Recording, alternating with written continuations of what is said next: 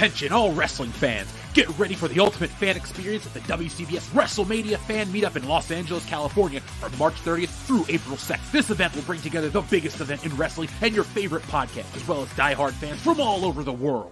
This is the perfect opportunity for fans to connect and celebrate their love of the sport as well as their love of us. So mark your calendars, grab your tickets, and get ready to suck it and join us live. Don't miss out on the ultimate fan experience of the WCBS WrestleMania Fan Meetup weekend in LA. And if you're not a wrestling fan, there will be other YouTube creator events, including a trip to the brand new Super Nintendo World at Universal Studios. So listen to World Class Bullshitters Live for more updates, and for more information, email worldclassbs@mail.com. Thebestmail.com, jabroni.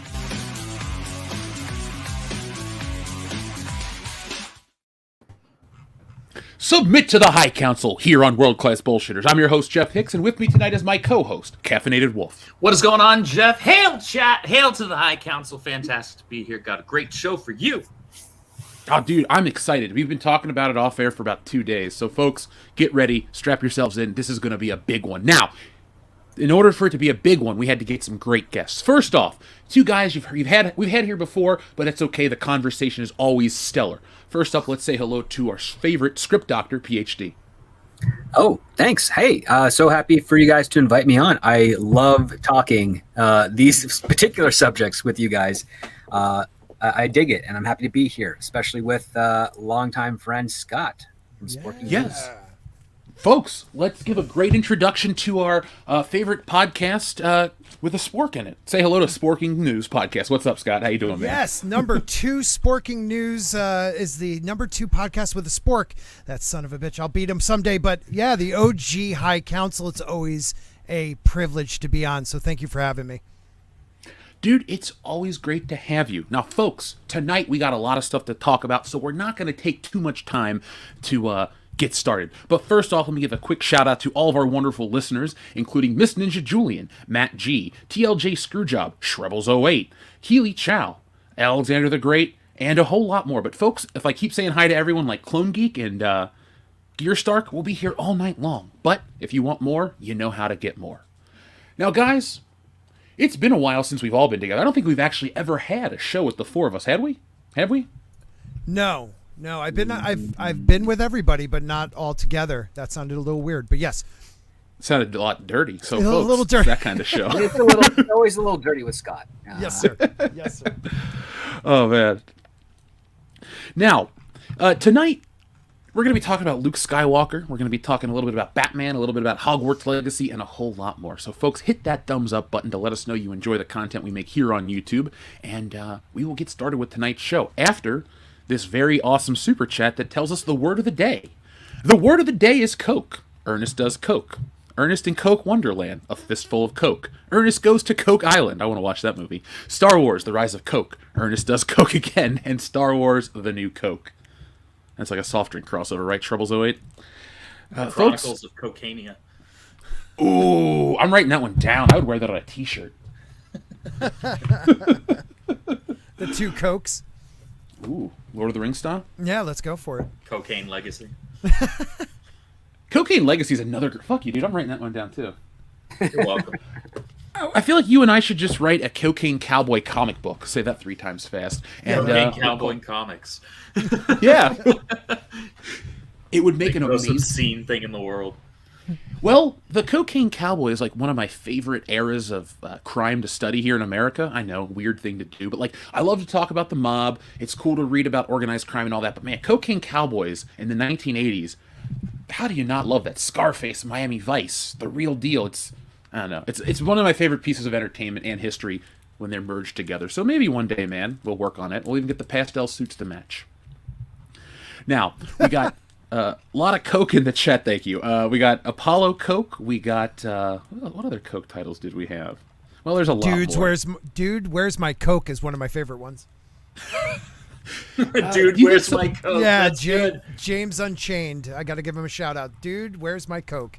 There it is. Boom, James Unchained. That's an awesome one. Oh, the hunt for red cocaine, says Mad Cheesemo. Mad. Always on point. Oh, the unbearable weight of massive Coke. That sounds like a great Nicolas Cage story. Yeah, that sounds like a Nicolas Cage. God, I really need to pay off some of my bills film. I think he's finally in the black. He's out of debt. I think he's been out of debt for a minute. And is that why he's no longer in like 12 movies every year? Just 9. Just 9. Yeah, we've gotten down to we're under the double digits. That's the right amount of Nicolas Cage for me. Well, we got a new one with him, Renfield. That looks kind of funny. Yeah. Oh yeah, I want to see that one. Yeah, it looks good. It looks good. Guys, I think 2023's got a decent amount of films lined up to be interested in. I don't say it's going to be the best year we've ever had in terms of like since this podcast has existed, but I think we're finally out of the doldrums of like post Endgame, then the pandemic, then everything else, and it's exciting. There's about 5 to 10 movies I'm looking forward to this year. Yeah, fingers crossed, man. Fingers crossed. Just real quick before we get started, what off the top of your head are you the most excited for? Scott, we'll start with you. Ooh, man. Excited for, or just the type of movie where like I'm just wanting to watch the destruction keep happening? Like, because obviously like the MCU has just been terrible. I say after Infinity War, but most say after Endgame. But I kind of want to see what happens with Quantumania, because I really want to see like the destruction like complete, or will it rise from there? Like, because for some reason I feel like this might be like a decent movie, but just they've gone so far down the rabbit hole I can't follow. You know what I mean? I do. I'm in the same boat. Movies, I don't know about other movies. I'm like not excited for many. Like, give me one that you're excited for and I'll steal it, because I can't think of any. John Wick 4. Yeah, John Wick 4 is definitely one of mine. Yeah, okay, of course. But is there anything like random out there that you're really waiting on? Honestly, Cocaine Bear. I watched I knew the story. Okay. So I knew that story before it was ever getting made into a film, and then I saw the trailer and I was on board. So I don't enjoy Elizabeth Banks, her work of Charlie's Angels, but other than that and the crap she said around that movie, she's always been okay to me. So I'm willing to give it a shot, and it looks zany and over the top. Like, I really, I just need that. No, who doesn't? But is Constantine coming out this year? It got canceled today. Oh, it did get canceled. That's what I thought I heard news. I didn't know if it was coming out or wow, they canceled it. No, they didn't. Sad. Warner Brothers they didn't? already made a statement that it's not canceled. Oh, okay. Sorry. So you can't trust anybody these days. At one point, was it canceled today? No, someone, and we all suspect that it was J.J. Abrams said it was canceled because he's only attached to it in name only. He's not really going to get any benefit out of it. And so the rumor is that he's one of the architects that planted that rumor. Wow. He's planting he's planted a lot of them. And what's also interesting is he's also trying to break into the Western genre. And I've got the lowdown of that. We'll be dropping on my Patreon later this week. Look at you, big time. Yeah. Folks, make sure you subscribe to everyone's channels here, and if you feel so inclined, there are bonus ways to support everyone. So check us out, look for the links, find the link trees for everyone, because that's how we keep this stuff rolling, everybody across the board. You guys want content all the time, and we all want to make stuff that's better than the mainstream, different from the mainstream, and honest, and, thought-provoking, all that fun stuff, and of course fun. So ScriptDoctor, everyone here is going to have a Patreon. Check everybody out and support your favorite creators, folks. That's how you keep everything rolling. Now, speaking of rolling, Star Wars has rolled into a grave, had, I don't know, a dump truck of garbage dumped on it, then it was lit on fire, then it was shot into the sun. Star Wars has been treated like shit for a while, and it's almost funny at this point. It was sad at first, it was shocking at first, and now it's just, what else can they do? And well, folks, more bullshit has been added to the universe that is Star Wars over on Wikipedia. Now, Wikipedia is the unofficial, but let's be honest, was the best, most reliable source for Star Wars information. They had it all. If you needed to know the time where Han Solo farted next to Chewbacca on Hoth, they had that book. They could tell you the page number of the time where Princess Leia slapped what's-her-face. Like, they had everything. Mm-hmm. But recently, they have changed their edict from giving you the most in-depth analysis and being the archive of Star Wars, better than the Jedi Temple archive.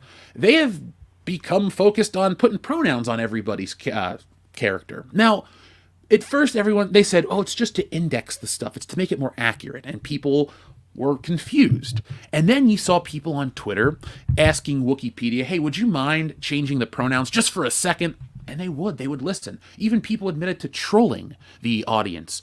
And so we come to find out that it's one of those situations. Star Wars is being treated like that again. And today, it's changed even further. Now, you've noticed that Luke Skywalker is on the title card, Star Wars gay icon. And there is push on Wikipedia to list Luke Skywalker as an LGBTQ character because of a story that was written one time. Now, I know that was a long introduction. By a nobody. Yeah. I know that was a long... There's weird shit fan fiction all over the damn internet. It doesn't make it true. No, Yeah. I agree 100%. I don't know, man. What is sad is Mark Hamill it kind of left it up to the fan. So, like back in 2016, he literally there was multiple times where he was like, "It's up to you if Luke Skywalker is gay or not." And I never realized that until you brought up this idea and gave me the question today, and I started doing a little research. But Obi-Wan too. Oh, not Obi-Wan. Leave him alone. But that's because of that stupid ass comic book or novel. Is it a novel? I think it's a novel that supposedly came out this last year. That it was like a younger Obi-Wan, and he was in college. He was considered it's like a teenager, and he was like on this planet on a mission. And he was considering like whether or not he wanted to like make out with one or all of these dudes that were around him. Like, what the fuck is this shit that you are printing right now? What even is this? Gay. No, Mark Hamill said that because he's a wuss and he's got a limp dick. Absolutely. Oh no, agreed. Viagra can't help him. Go along with the limp wrist. And on the other side of the spectrum, you got William Shatner, who's like, no. Yeah, that was beautiful. Because he's got balls. He's like, I'm all man. Kirk is all man. Let's leave it at that. I have always do thought the green chicks, but it's still got to be a chick. Yeah, Captain Kirk is like James Bond in outer space, a lady on every planet, and that's cool. We get it. But actually, T.J. Hooker is really where Shatner had all the ladies. If you really? Oh yeah, like for Star Trek, for Shatner, Kirk, you could count on one hand, and I use the joke purposely of how many women that Kirk has been with. But on T.J. Hooker, you need like a lot of people. He's hooking up with tons of women in that show. Did he get Heather Locklear, or was she just his? No, Heather Locklear is technically his goddaughter, so he actually respects and loves her. Good, because I've never seen this show. I just know that when I Google T.J. Hooker woman, you get Heather Locklear, and that's about it. It's a great show. It's It's actually surprisingly a good show for the first few seasons, and then it gets kind of crazy. It's like it's the same episodes over and over and over again afterwards. Oh, okay. That's kind of disappointing, but I'm willing to give it a watch because I love 80s like TV. 5 seasons, and it's got a backdoor pilot with Sharon Stone in it. Ooh, backdoor Sharon where she Stone. plays a cop named something Hollywood, I think it is. Yeah. Well, anything with Sharon Stone in backdoor. Let's do it. Yeah. So I've always thought of Luke Skywalker as the guy that married Mara Jade, like in the EU. He had a wife. He had a family. It doesn't... I always get... I can't say angry because I'm not angry about this. I'm not going to throw my glass or scream to the heavens or make a million videos. I'm bothered by the fact that something was established as one way, and now stupid people are trying to co-opt it and change it when we have plenty of information to present that the opposite, basically, aka what we're saying, is true, factual. Like Luke Skywalker is not in this category and never has been, based on the 40 plus years of material that is subsequently corroborated that fact. Even like the original Star Wars, there was it Fixer and Cammy would always kind of tease him and stuff, and you could tell Luke was a little shy but still liked her. Like there were all of these signposts or pinpoints for Luke Skywalker's identity. If you need to think about that. Think about this. The dude is so straight. The first time he saw his sister, he was like, damn, she's fine. Like, think about that moment, he's like, whoa. And then That's true. He gets a kiss from his sister and he's like, he thinks he's the man. Like, he is definitely not gay. He's baby faced. And that's it. Like, you can't even say he's effeminate. He's just baby faced in the first movie, and you want to say that because he looks unlike Han Solo, that's more rugged, he's gay. I mean, that to me is ridiculous. You're right. The EU lets us know he gets married and has children. Like, even though those books don't exist, even though now they want to rip them off, but it just blows my mind that anyone would even support this idea. Like, you are so worried about getting canceled that you're like, yeah, whatever you want. If he's gay, he's gay. If he's not, he's not. I don't care. Like, shut up, man. He's straight. Yeah. It's out there. That's the only reason. I can only speak for me and what we put out here. But the only reason I'm upset is because it's just, like I said, it's what existed and we changed it for no reason. I would be just as bothered if all of a sudden they gave Luke Skywalker red hair. I'm like, but he's not a redhead. Or if all of a sudden Luke Skywalker was 9 feet tall or a midget or something like that. It's like you're changing the character. I don't want you to change the character at all. Acknowledge that that's what we're bothered by. Like, I like my stuff a certain way. Like when Spider-Man changes costumes, I don't read the books for a minute. I'm like, I don't like this design. I'll wait until they finish and go back to the classic suit. There's holes in my collections because of that. I can't imagine people getting, really upset over Luke Skywalker's, I can't imagine that. I'll put it like that. That's what I'm trying to say. Well, I mean, I would be upset if they made Poe Dameron straight. Like, whatever. You just can't change it. Why isn't Poe Dameron on here? And by the way, have you guys noticed, this is semi-protected pages, individuals, LGBTQ plus individuals. This is a subset of semi-protected pages. So ridiculous. It's Star Wars, guys. We're supposed to be talking about, do you guys remember when Luke Skywalker only had one missile left and destroyed the Death Star? Or the hypothetical questions of who would win in a fight, the Emperor or Obi-Wan Kenobi at his peak power? Like dumb shit like that. That's Star Wars. That's the fandom, not... Emperor would win that, as much as I love Obi-Wan. I just randomly throwing stuff out there. That's all. Who would win in a gunfight? I had to insert that, even though Obi-Wan's my favorite character of the Skywalker era. He's great. Well, he was great until that damn TV show. Oh, let's not go there. Let's not go there. But you notice, like, the two older British gentlemen, they make gay. Like, yeah. This isn't Gandalf, people. There's a lot of stretching and reaching, and it's at the end of the day, it's just kind of dumb. It's like, all right, Obi-Wan Kenobi's not gay though, because in the not the Disney produced, but in the Lucasfilm produced Clone Wars series, Obi-Wan had an affair. It was hinted at. It was awesome. The Duchess Satine. Oh man, everyone's like, wait, Obi-Wan was slaying some women behind the scenes as he sits there and tells Anakin not to do that shit?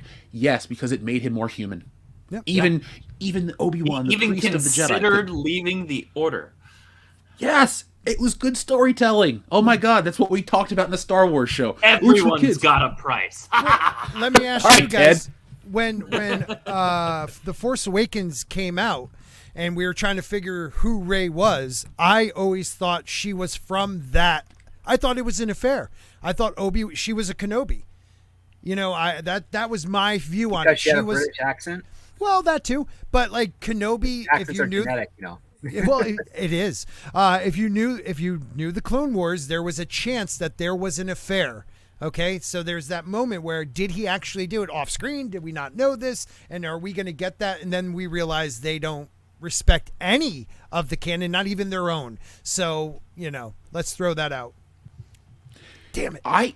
Dude, going back to 2015 with The Force Awakens, I was just so pissed off by the movie that after I watched it, I didn't even think of any of the theories. Anytime I would see one, I'd go, fuck this movie, and I would click X. Like, I mean, I made the comic book Stealing Stole because of that shit, how pissed off I was. But, like, you couldn't, like, I was a different guy for those couple weeks afterwards. I was just, like, pissed off. I'm like, how did people accept this? It took 2 years for everyone to get angry, and then I was like, okay, I wasn't crazy. But, like, Rey was just such a forced character on every level. It's like, what about this? What about that? I go, what about the script? Why didn't she... Like, how did she know how to use a lightsaber and all that random crap? See, folks, I don't get mad about the sexuality of Star Wars or the identity of these characters. I get mad when shit doesn't make sense. Right. A lot of this honestly doesn't make sense. I think I literally liked the first 20 minutes of that movie, and then it just went all downhill from there. Well, the first 20 minutes, and I think we talked about this last week, did we not, Jeff? Or was it the week before? One of those where The Force Awakens actually has some decent setup in the first act, and then like every single decision that they make after that first act that could have resulted in really interesting character arcs and therefore really interesting characters, cool additions to the lore, cool expansions to the lore, interesting things that would result in not just a good standalone movie, but a good trilogy had they continued to follow through. They made the wrong decisions. Right. They just like, okay, so that over there is the right decision. We're going to go over here instead. Right. Absolutely. They had something there. I mean, granted, the second movie changed everything, but you had something very interesting building. You had a trooper coming to the, defecting. We never heard that before. You had helping an escaped pilot from the resistance, and then you had a girl that was been so isolated on this planet. Like, there could have been such a great, oh man, let's not go there, because there could have been such a great story, of her finding her ability and then maybe falling to the dark side because she was such an isolated character. There could have been such great shit. I would have been totally there for Rey if they had made her an interesting character that had an actual arc. And I was there for Finn in the first film, and then they just turned him into the comic relief and a freaking joke for the other two. And I was hoping that Finn was going to be like that stormtrooper, redeemed and defected turned Jedi, and I was there for that. No. And then that's not what we got. Not really. we got the big bad defeated by the heroine in the first movie. Like, how does that even happen? Freaking Rian Johnson and J.J. Abrams were on heroin. Well, the thing is that they... Okay, so you're talking about a creative, and I use the creative charitably, with JJ, who doesn't understand the core of something. He sees everything very superficially, like a salesperson does. Well, that's why visually he's actually quite good. Well, I mean, he's good as a director of photography, a storyboarder, or a someone who advertises, but he should never be the narrative voice of any project or film. I agree with that. I agree. I figured that out after I saw the pilot to Lost. It was like, this guy's a hack and a fraud. And one of the things that's kind of really telling about the industry, whether to know if someone's actually really good or actually just terrible and they want to tear them down, is when the media likens their new director to someone more established and more famous. So M. Night Shyamalan, J.J. Abrams are both lauded as the next Spielberg. And guess what? Neither of them are A-list directors. No. No. Not anymore. No. No, they had the popularity behind them, and there was the pseudo guys that they were A-list, but nothing that they made really changed or redefined cinema. And as a result, like, even some of my friends that are directors and they're starting to come up, anytime they're interviewed and they're just like, oh, you could be the next Spielberg, they're like, no, I'm not. Don't ever compare me to him. He is the god. I am just doing my own thing. You put that in print, I'm suing you. Like, that's what they do, and it's a smart thing to do, because anyone that wants that accolade basically puts themselves on the radar of Spielberg, and Spielberg's going to be jealous, and he's like, yeah, you're not the next me. I'm tearing you down. And he will. And he has. I like that. But I like that in my director. I want somebody who doesn't want anybody better than them. Well, I think. Well, I don't think Steven Spielberg anymore. It's kind of funny we're talking about this now. It's like nowadays, it's like if he were to say something or do something like that, I go, bro, like, what was the last great Spielberg picture? Was it Lincoln? That was a good one. War Horse? Was that post? I mean, it's well made. I think one of the issues right now is that there are far too many quote unquote creatives in Hollywood that fancy themselves jacks of all trades. What I mean by that is they think that they need to be the writer and the director and all of this stuff. It's like, no, figure out what your actual lane that you belong in is and stick to that. Like I said, J.J. Abrams, he's good on visuals. He can do some really cool shots. Shit, Rian Johnson can shoot a really pretty looking film, but he can't write for shit if it's in somebody else's sandbox because he's too egotistical. He doesn't have that capability, nor I also think it's laziness. So it's part ego and it's part lazy. He doesn't want to do the work to make something make sense within the context of everything that came before it and led up to it, and then everything that's supposed to come after it. He just wants to do his thing. Right. And there are too many writers and directors out there that are like that. And what a lot of these people need to realize is you don't have to try and do both.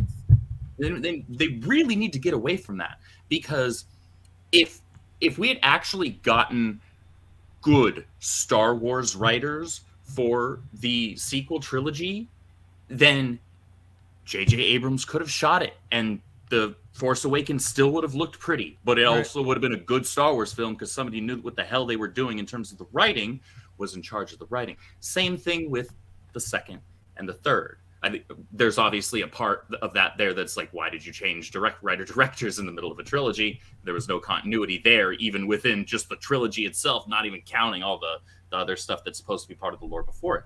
But what I mean, what I'm getting at here is that the level of ego that is in all of these creators, everything is a vanity project for them. They want to put their mark on this property. No, we don't give a shit about you. We're not here for you. Nobody gives a shit about you. I don't know you like that.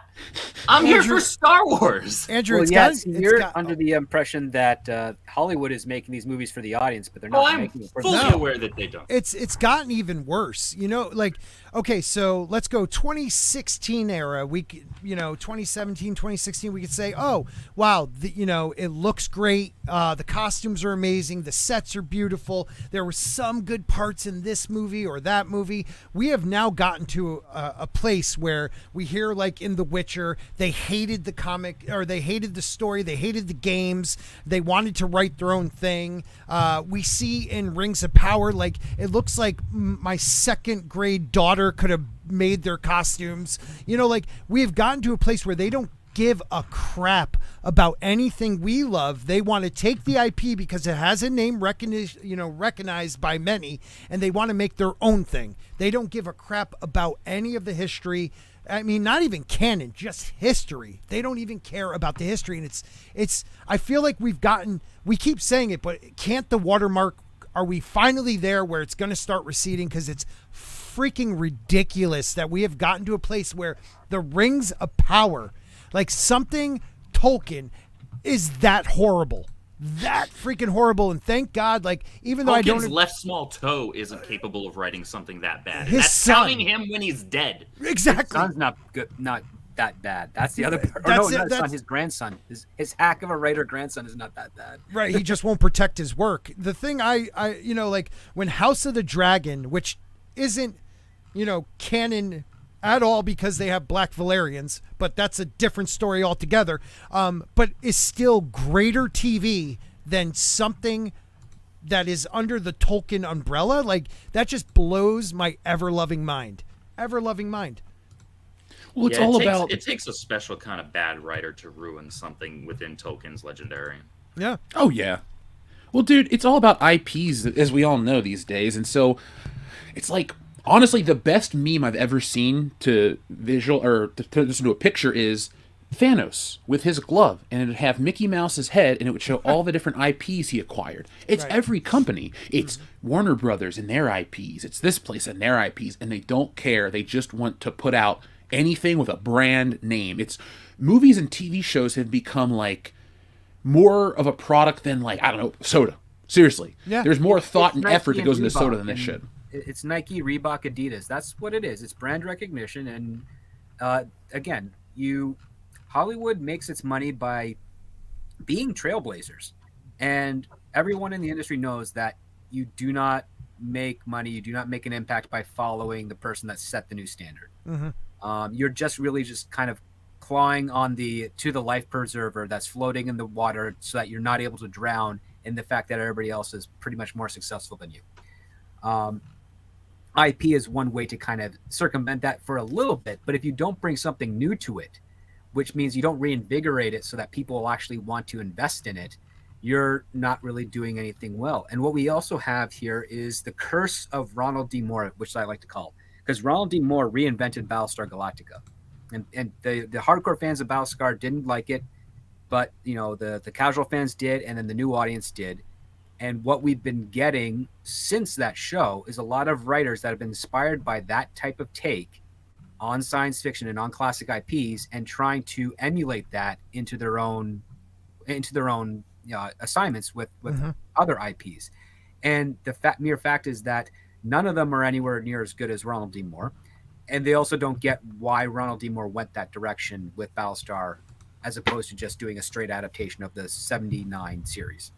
Yeah, but see, the problem is it's not just that anymore. It's like the brand recognition isn't the only thing. It's brand recognition and identity politics, or brand recognition and some type of gender. Identity politics is the next step in that. That's Right. more recent. That's only 7 years old on the public scale Right. that we're seeing it. And it just made it so much worse. I mean, you look again. Sorry, but Rings of Power. You look at it makes no sense. You got the Harfoots, not hobbits, and like it's a very small group that is very isolated, but they have every color of person under the rainbow. Like, but then let's go back to Game of Thrones. Like all the Starks look a lot alike. Most of the North looks alike. You have the people down in Dorne that all kind of look alike. It's because of regional aspects in a medieval world, and these people don't even get that, where they're like, yeah, you know, we could have 75 people in this isolated group, and half are black, some are Latino, let's have an Asian and one token white chick. Like, it makes no sense to me, man. These people are ridiculous. But that's the real importance of entertainment these days, man. To check a box, not to entertain you or make you think. It makes me cry. It does. Now, I have a little more context for the Luke Skywalker thing, because as we're talking about IPs and how they're inaccurate, the reasoning behind this Luke Skywalker LGBTQ assertion is kind of silly. So the actual story doesn't appear to show any romantic feelings expressed by Luke Skywalker towards Sergeant Reyes Hollis of Alliance Special Forces. The short story follows Luke Skywalker's arrival on Hoth to use the Force to aid Rebel Alliance in digging, given their radar equipment is not functioning. In the process of being escorted through the base by Hollis, the two fall victim to an ice worm attack and buries them deep beneath the base.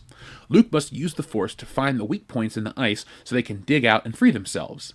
There's a point in the story when Luke clenches Hollis' hand and goes into a trance of Tatooine. It appears Luke focuses on Tatooine to aid him in using the Force to create heat to keep them both warm. Oh, Okay. Jesus.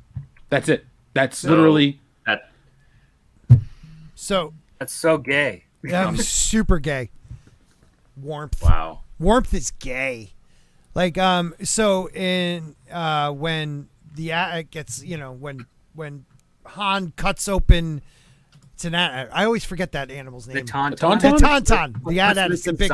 Yeah, that's Yeah. basically Luke penetrating the tauntaun, and he's in love with the tauntaun, and it's giving Right. his life for him. Right. Wow. While Han fingers it or something. I don't know. I'm so disgusted right now. I thought they I'm smelled bad on the uncomfortable. outside. Yeah, So gay. brings whole new meaning to that quote. You know, Oh man, what is going on with this The world? thing basically was like a space camel, so it was hump day. Spam. God. Hey! I remember this commercials. Guess what day it is? Tuesday. Now, I mean, I'm sorry, but real quick, if anybody was gay in the original, I was always thinking like C-3PO might have been like a gay droid, you know, like whatever.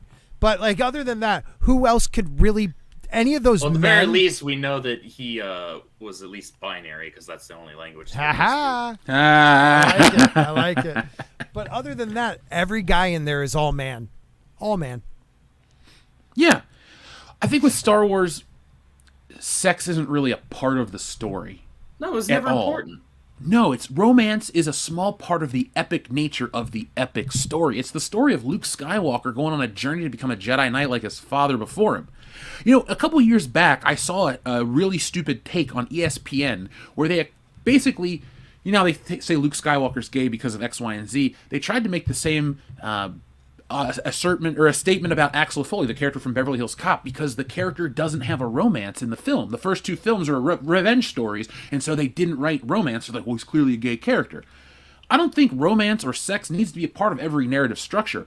You can have, like, romance works when you need to make a 4-quadrant film, like a classic like Superman or Spider-Man or even Batman. Like, I was watching Batman 89 over the weekend. I did a whole 80s weekend movie marathon. Mm-hmm. And I thought to myself, when Vicky Vale walks in the Batcave and says, "I've loved you ever since I met you," I'm like, they've known each other for about 5 or 6 days. That's really thin writing. But then I think, you gotta have, these movies have romance to appeal to all of the audience. So I get it. I go with it. I don't mind it. But it's like, does Batman need a girlfriend every movie? Bruce Wayne does. Batman's got to do his own. Batman's crazy. Batman's trying to save the city in a fucking rubber suit. I don't really care what Batman does. Want to get nuts? Let's get nuts. Yeah. Lights out. God, he's great. I hate Ezra Miller's Flash, and I will not make any excuses for what he's done, but there's a small part of me that's like, all right, Michael Keaton, let's see what you can do. Oh, yeah. I mean, people are only going to see the Flash for Michael Keaton. That's already a foregone conclusion. Dude, Hollywood, I know Hollywood doesn't make this money directly because they've already been paid for their merchandise, but I will happily buy any Flash merchandise that features like 89 Batman stuff, and I will buy Indiana Jones stuff because I hate Lucasfilm, but I like Indiana Jones, and before Disney bought it, I still liked Indiana Jones, so... Yeah, well, they're going to cancel him. Like, from what they're going to rewrite the history. Oh, I'm not going to make any excuses, but to get a high-end Raiders of the Lost Ark doll, because they haven't made one in, like, 15 years, I'm ready to sign up for that. Like, because the thing is, like, I will be honest with the audience about my views and opinions on all of this stuff, and everything I've put out on YouTube, I agree with how I feel about this movie or that movie, or Black Panther being reverse racism and stuff. But I do get kind of, I'll just be honest, like, I want to buy action figures. Like, I'm a collector. My number one collector's item is I want a vintage Indiana Jones figure, but they're stupidly expensive. They're remaking that figure. I'll spend $15 to get a shitty remake. I don't care if Kathleen Kennedy makes a penny off of me. Like, fuck it, man. Like, I want what I want. I'm not going to suffer for these people anymore.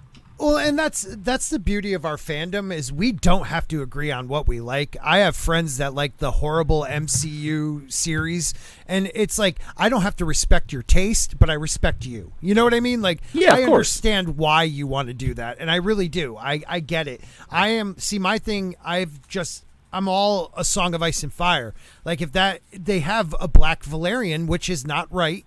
It doesn't go with the lore at all. But god dang it, if they had that character in like a 12-inch, figurine, I probably would get it because I would think that was kind of cool. So I understand what you mean. I really do. I think we've done enough to expose them for who they are, but they can't kill the kid in us either. Mm-mm. They're trying to, but the kid in us, we got to allow ourselves some joy. Like, people get mad. I've had people attack me because I have kids. So yes, I have Disney Plus. And I let them watch the old cartoons because they love it, and they watch some of the new stuff that isn't overtly, wrong. But I'm a sellout because I have Disney Plus. No, I'm a father, and we shouldn't be attacking one another when we have Hollywood that really needs our attention. And dude, one thing to bounce off that, I'm not here to make any excuses for Disney Plus in a million years, but a lot of their content is acquired content that Disney bought and existed before them. So it's like, you don't want to feed the beast, but it's like, you like the 1981 Spider-Man cartoon. It doesn't exist on DVD. All right, well, I'll watch it there. Oh, you like the X-Men. Oh, you like this show. Oh, you like that show. It's like, what are you going to do when you can't get the show? Oh, just sail the high seas. Not everybody knows how to pirate shit. Right. I don't know how to fucking use a torrent site. I don't. If I need anything, I make a couple calls, and my shit just appears where I need it to appear. Yeah, but exactly. Dude, I'm in the same way.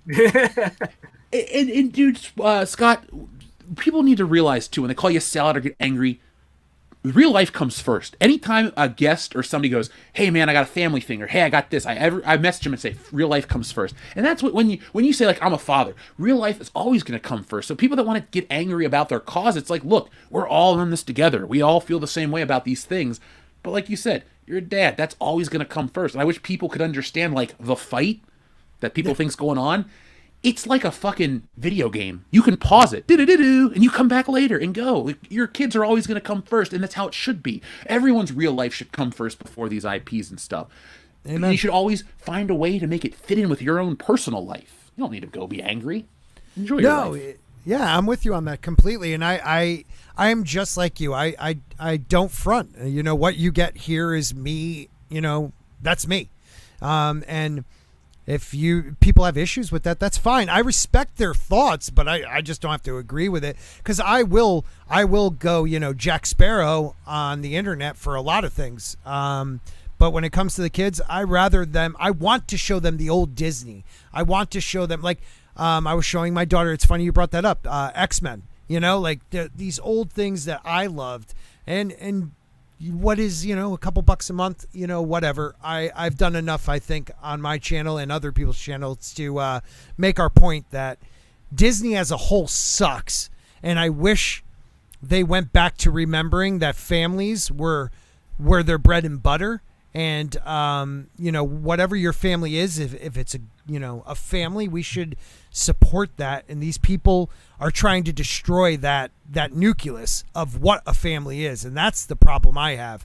But, you got to remember that, kids need to grow up enjoying the things, I don't want them not to know what Aladdin was, even though it comes up with a goddamn a thing about warning. Yeah, the warning, which is so ridiculous, and I laughed about it and explained it to my kid. This is why they put it up, and they're morons. I wondered how people do explain that to their kids. So I'm glad you told me, because I know this is stupid, but like when I put on something that has one of those stupid disclaimers, I actually will look at the ground or the ceiling or the wall. Like, I don't even want that in my mind. It's like, no. When I watched Aladdin in theaters in 1992, it didn't say, hey, this might be offensive. No, it had other lines about cutting off your ears if they don't like your face. It's barbaric, but hey, it's home. Like, they used to have a little more, there's an edge. I don't want Disney to be anything but gone, in this, essentially. But, like, they used to be an edge to their entertainment, and then they got, like, overly sanitized in the early 2000s. Because that's another thing people need to understand, too. Growing up, it was a different beast. Disney wasn't the monolith. It was trying to keep up with other kids' entertainment, which was great, because you had Ninja Turtles, more you had Power competition. Rangers. Yeah, and it was good competition. You ever notice the shit that I know we're all different ages, so I don't want to speak for everybody, but let's just use the window of like 1987 to the year 2000. That window of like, well, we'll even take it back a little further. Let's just take it to 84. That's in Transformers and He-Man territory, too. I'm with you. You got so much good shit that is not Disney owned or related at all that has overtaken everything. Like Transformers is one of the biggest things ever. G.I. Joe, Voltron, Turtles, Mask, all of this stuff that Disney couldn't touch. And what was Disney doing in the 80s? Well, they're fucking around with the Black Cauldron. Oh, they're fucking around with this stuff. They're trying to get the Disney Hey, Channel I like off the Black ground. Cauldron. Oh yeah, I'm not digging on it. But notice It's one of their my most favorite Disney animated films. It didn't do well, but I love it. But the story behind it's better than anything around it. Like, I love that. I don't like that. What's his face? Who's the bald guy with the glasses? Katzenberg went in and like edited the negative. But I do think it's like an interesting movie that it's too violent for Disney. Like, it would have been better if they released it. It was a different time. Right. So a couple people in the chat are asking why Aladdin has a trigger warning. It's because in one of the songs he brings up like he owns slaves. He has slaves. It's like the part that, they're singing when they're marching in. And then there's a couple other maybe questionable, I don't know. I really don't know. I know the one thing they sing about, he does say he has like 59 slaves or something like that. But it's a catchy song. Yeah. It's sung by, It's a great song. It's a great song, It's sung by someone who we lost too soon. Good old Robin Williams. Oh man, that just his acting where they let him go off and then they designed the artwork around that. Like, man, that is a classic movie. I don't care if you don't think 92 is classic. I'm 47 years old and I was a sophomore in high school and I still think that's one of the best movies ever. It was great. I mean, so good. That was when Disney Plus dropped and we had the free year of it. That was the first thing I watched. I thought to myself, does Aladdin hold up? And yeah, it does. Man, I used to have the dilemma, what's better, Lion King or Aladdin? And I've fallen on Aladdin. It's just a better story. Lion King's got great everything, but yeah, two great ones, but I always enjoyed Aladdin more. A strong female character. I mean, like the original strong female character, one of them. I know aliens and all that. Those are actually my two first movies I ever saw in theaters. Were really? Aladdin and Lion King, yeah. One of my first movies was Return of the Jedi, and then I remember Transformers movie. That was awesome because not Bumblebee, but the guy with Daniel, I think, said the word shit, and I thought that was amazing. And then they've edited that out on a lot of the stuff that was not in theater, but I just thought it was so cool he said shit. Have you purchased that on 4K? No, I haven't. It looks wonderful. I need to. I would highly recommend it for you if you like Transformers. Oh, dude, it's one of the best movies. That song at the end, "You got the touch." I mean, come on. It's hair metal like Transformers, man. It really is. Hair metal Transformers. And he's even got like Weird Al's "Dare to Be Stupid" in it, and oh my God, Orson it does. Welles has no idea what he's doing in that movie, but he's happy to do it for the money. Oh, he's just mumbling away. Oh, it's so good, so good. Rodimus Prime, right? Rodimus Prime. Oh my God, I'm blanking, but that was Judd Nelson. Come on, people. Yeah. I didn't realize that was him doing the voice. Yeah, Yeah, he it's was. Judd Nelson, who at the time had a career, and now he does made-for-TV movies about porn stars. Yeah. Is it wrong that my brain went to Judd Hirsch for a minute? I was like, wait, no, that's the wrong Judd. That's the wrong. Yeah, that's the Dear John. Yeah, but don't worry, because it's all that time. It's all that time. The Rat Pack and the people that were on the outside of it, I could see that. Oh man, it's nicer to talk about quality entertainment than it is what Disney does. But folks, they Disney buying up everything really ruined Disney it. is they them now, aren't they? Oh yeah, shit. We have to ask their personal pronouns. Oh shit.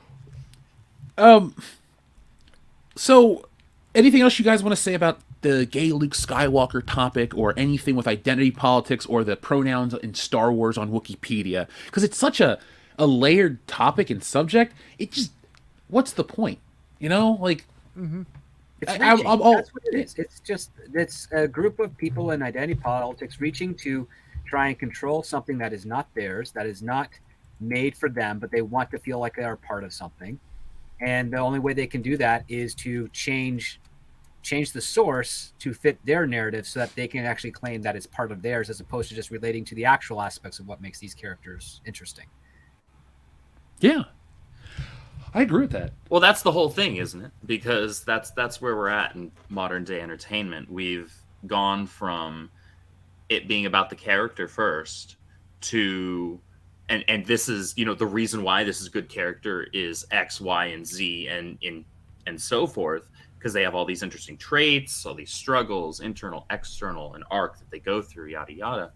And now we've reduced storytelling and character storytelling specifically to character is female, black, LGBT, whatever other adjectives or acronyms Letters. you want to add onto that, and that's their entire fucking personality. Mm-hmm. Yeah, Like, but you can always that is justify the only interesting thing about them, and in a lot of cases it's a self-insert from the writer who happens to also be all of those aforementioned things. And it's like, okay, so you decided to make this character essentially you, and these traits, these superficial things, are what you think make up your entire personality. Well, no wonder this character is shit, because so are you.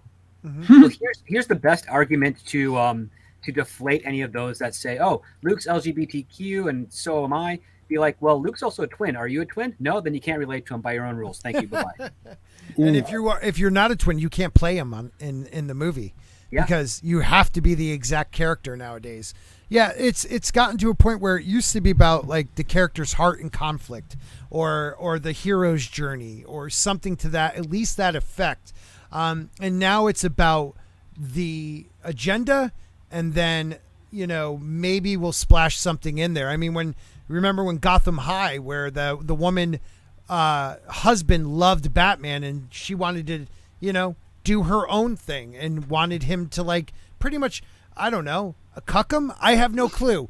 But it was like one of those things where she, like, inserted herself and made, you know, the Waynes weren't the rich one. It was actually Martha's family that were the rich ones. Like, what the hell are you doing? Like, you have no clue about the annoying sibling that wants to encroach on your time with your friends and play with your figures and make them Yep. do stuff that's not in the behavior of what those figures are. Yep. And that's why we as bigger brothers got revenge on our little sisters with our Barbies, with our G.I. Joes. Yep. I had Ken move out. Screw that shit. He's getting his own place. No, I had G.I. Joe constantly rescue Barbies in various like hostage situations. Outstanding. Well done. I feel like I missed out on being an only child now. There are moments that were fun. So, let's see. Is there anything else I need to check with the chat? All right, so we had a little more about gay Luke from 2016. Now, I'm glad you sent this, by the way, Scott, because we covered this in 2016. There's a video on this channel, folks, where we talk about the Yahoo News, is Luke Skywalker gay? Yep. If you want to hear some old world-class bullshitters content, you can go back and check it out. But I wish Mark Hamill had the nerve to just go, if it's in the movie, it's in the movie. If it's not, that's not how it is. Just flat out be like, if it's in the movie, then yeah. Because you've backed your way out of it. You're not putting your opinions. You just go, well, you say a factual statement or not. Yeah. I wish more actors could do that. Well, and I like how he's like, he first, preface it, fans write me and ask the question, I'm bullied in school, I'm afraid to come out. So he's like defending right there. This is why I said what I said. No, you should tell these kids, sorry, he's not gay, but there are a lot of gay characters, out there. You need to do your research and don't be, so scared to come out. Well, these people want characters to all of a sudden reflect them. Yes. Regardless of it tracking with the history of the character and how we know the character to be. We see this all over the place. We see it in comic books. We're seeing it in Star Wars. We see it in everything now. They need to be validated, whatever it is about them. They need to be validated, and they need every single character to be reflective and a mirror of them, their lives, and who they love. All of that shit. Yep. Otherwise, they're not represented. Well, I think it comes. Who gives a shit? I think it comes down to the fact that there's some aspect of society from their perspective where their sexuality or their immutable trait is their defining factor, and stories are supposed to teach you that it's not. Like those things do not matter. It's your characters. Like, what do you do in tough decisions? How do you face conflict? Those things are the abstract and universal traits that we relate to. It doesn't matter who you want to sleep with. And it doesn't matter who you want to vote for. And it doesn't matter, if you feel like you're in the right body or not. It's all about what do you do when, crap hits the fan. And that's what stories are essentially about. It's a lesson in learning self-reliance and your own limitations. Nothing of this has to do with mating rituals. But the fact of the matter is that a good writer, a good actor will say, okay, I'm responding to a letter of someone who's having trouble coming out. It's like, well, being of that is irrelevant when it comes to the character I'm portraying. What I'm doing is I'm portraying a character that is trying to stand up against something that is antithetical to who I am. That is where they're making their efforts to make my life miserable, and I'm doing nothing to deserve it. That is different. And if you have to find your own type of ways to reconcile that on your own, but you can take inspiration in the characters that were able to pull it off, because more likely than not, when you stand up to bullies, they back down. And that's the overall message when it comes to like Star Wars. And if you are someone who's in the closet, but you want to come out and you're afraid you're going to get bullied, well, guess what? It's going to be revealed somehow. If you do it yourself and you take control of it, you are now in control of that narrative and not someone else. So that's the advice that you have to do. And I say that not just as myself as a normal straight white man, but even with my best friends, when they figured out that when they did it that way, they were able to take control of their lives and not be subservient to someone who would hold it over them as some sort of defect or flaw. Here. Yeah. So I think it's a good time to, I think we said everything about that topic, right, guys? You agree? Yeah. Oh, yeah. I think we all agree that the entire notion and fabrication of listing Luke Skywalker as being a part of that group is exactly that. It's fabrication. It's stupid. Right. It's not a thing. This has all been fan fiction and a fever dream, and at some point in the future we'll wake up. If it is canon, what can you do with it? Well, like what can you do with it? What would you do with it? You're right, because Luke Skywalker only appears in The Mandalorian sometimes.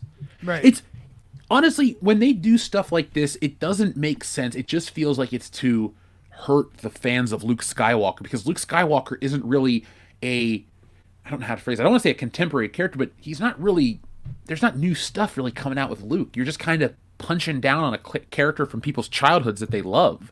Right. Well, this is what they do. They either take and alter a character to be completely the opposite of what they were, and to reflect something entirely different from what they've always been, or in the case that they can't do that and take it away and claim it for themselves, then they'll just try and destroy it entirely. So, well, if we can't have it, if it can't be ours, then it can't be yours either. Bunch of children.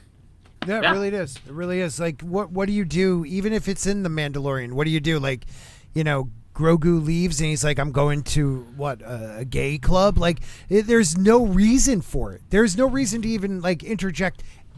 Like, granted, the EU, he goes on, he gets married, but if you want to go straight movies and TV right now, there is no reason. I don't care if he is gay or straight. I don't think of him as sexual. I think of him as like he is now either he was the student or now he is the master. He was the Padawan or he's the master. That's all I worry about is his actions within the story. I don't care about his dating profile outside of that story. It makes no sense. You're right, and you just made me realize something too. If we just follow what's new Star Wars canon, Luke Skywalker would have none of this because the Jedi don't do any of it. They're all like monks. Yeah. And so Luke, even in The Last Jedi, bitches about the secret teachings or whatever, and Yoda throws him away. So Luke is clearly following this shit to a T. I hate that you can reference The Last Jedi to put this gay Luke Skywalker argument to bed. Isn't that weird? That's scary. That's scary. Shit, I didn't think about that. Wow.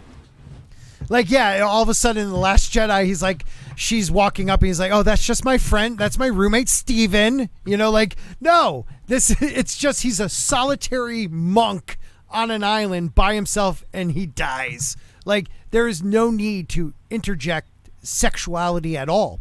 Like, really, there isn't. He's a master. He is, well, if you want to call him that in that movie. But he is that character. He is supposed to be teaching the new Padawan, which we don't really get. I don't want to talk about that movie anymore. But you know what I was trying to mean by that.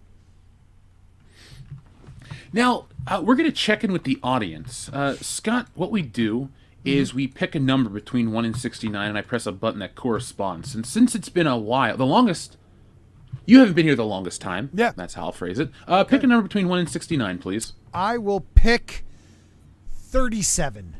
37. Man, I need a Clerks button now.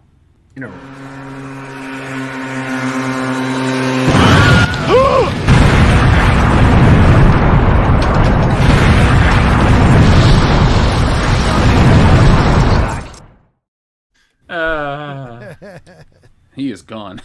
Glorious.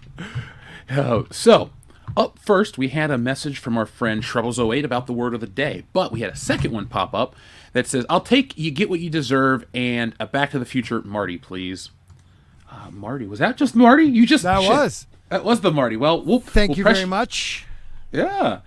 We'll get you what you deserve right here. If we're fans of Joker, good news. The Joker movie is part of Elseworlds in DC, and it'll stick around for a while. How about another joke, Moran? What do you get? I don't think so. When you cross a mentally ill loner with a society that abandons him and treats him like trash, I'll tell you what you get. Call the police. You get what you fucking deserve.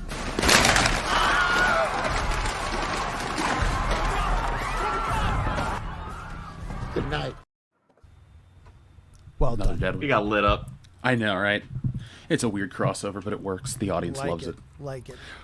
Troubles08, I will press you another Marty a little later on, just so we're not super redundant. Michael Maloney says, I don't care who says what, that's just BS. In terms of Luke Skywalker being gay, we agree.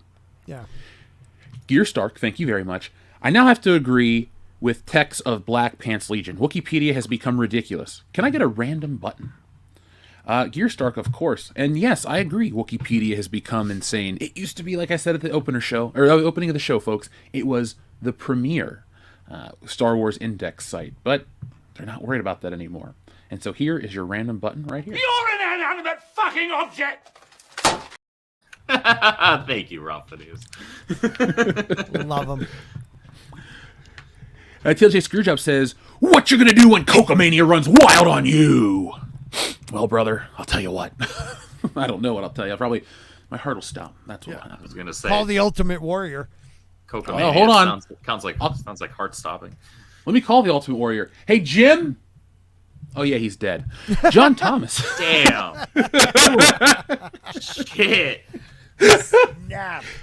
Look, when he was alive, the WWE put out a documentary about, it's called The Self-Destruction of the Ultimate Warrior. It was essentially a WWE produced hit piece on why he sucked as a human being. They have never done that about somebody. They have subsequently tried to pull it from release. It doesn't exist on the WWE network, but it's readily available on DVD, and there are shitloads of commercials about it. So if you ever want to see a company talk shit about a former employee, there you go. I've never seen that done. Really? He was my favorite. When I was a kid, he was one of my favorite because he was just psycho. Oh, he was a real piece of shit. Yeah, I didn't know this. I'm going to have to check that out. Honestly, go back, watch the documentary, and then go listen to subsequent podcasts, because the WWE had amended their relationship had mended their relationship with the Ultimate Warrior to the point where he came back, was inducted in the Hall of Fame, and then literally 2 days later passed away. That's what I thought. Okay. I remember that. That was nuts. Yeah. I was at that WrestleMania, and I was like, man, the Ultimate Warrior's back. Cool. I'm starting to feel the nostalgia. Hulk Hogan was here. All right, let's do this. And then he was gone. But he was gone like the following Tuesday. Yep. We were driving home from New Orleans that day, and we get home, and we're like, oh, shit, the Ultimate Warrior died. And we're just like, oh, that's so sad. And then, we went home because we were tired. I know, completely off topic, because I grew up like in the shadow of like WWE. It's like in my home, like near my hometown. But I used to love it as a kid. But there's like, I don't remember the first one I truly remember, like main one. It might have been WrestleMania 1 where Hulk Hogan breaks the Iron Sheik's camel clutch. Was that WrestleMania? That was just at Madison Square Garden. Oh, but it's okay, the that same was venue of WrestleMania. So it's like, you're not really... It'd be like me saying, oh, that's a terrible thing to remember. It's like, no, you literally remember the same wrestler in the same arena, in the same era, like a couple months apart. Or wait, maybe it's like 83 and 85. Who cares? Either way, you're in the right era. Yeah, I mean, I haven't watched it in decades, but I back then it was just everything. I grew up with it. I loved it. Mary Mayhem's a big fan, so folks, make sure you go give her some love and tell her that you smell what The Rock is cooking, jabroni. John Thomas says, Jeff, I just got my copy of Tits and Art today. Love it. John Thomas, thank you very much for backing Tits and Art. Greatly appreciate that. Folks, we have moved through part of another box of the Terminator edition, and we have shipped out those books. So every Friday, I go to Indiegogo, and I look at the list of people who have backed a book, and I ship it out. So unless you're one specific listener who I messaged about a bulk order, there you go. You've been taken care of. Now, folks, get yourselves a copy. They're going quickly. And it's a big book full of beautiful, busty women, and we know it's right up your alley. So, titsandart.com. Gunnar says, please give me Coke. What is the price of Coke? I don't know what it goes for in the black market. Yeah. Anybody got a Silk Road account? Your sinus cavities. Get some nose clamps for you guys. Yeah, there you go. Matt Cheesemo, thank you very much. He says, what's Gucci, my ninjas? And Scott, I'm at the point of hoping these movies are bad for channel content. We need more She-Hulk level of fail. Watch Mayor of Kingstown. It's fantastic. It is. I want to. It's on my list. Oh, dude, it's all. I mean, the first episode is one of those. Damn, they did it. I love Mad. Mad is he runs a stream on my channel every Wednesday night. So I the Mad Dump. I appreciate that guy because I can't stream that much anymore with all the kids and stuff. So he helps me out. He's a good human being.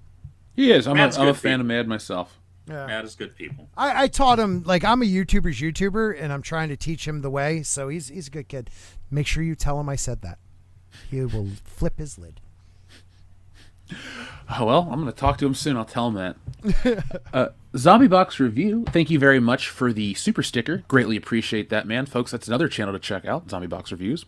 John Thomas says, OMFG, if I hear Hardjar remake a Wayne movie or other classic westerns, use your imagination to results. Oh, he's not remaking anything. It's an original IP, so you don't have to anything worried. Oh, thank God for that, man. Ooh.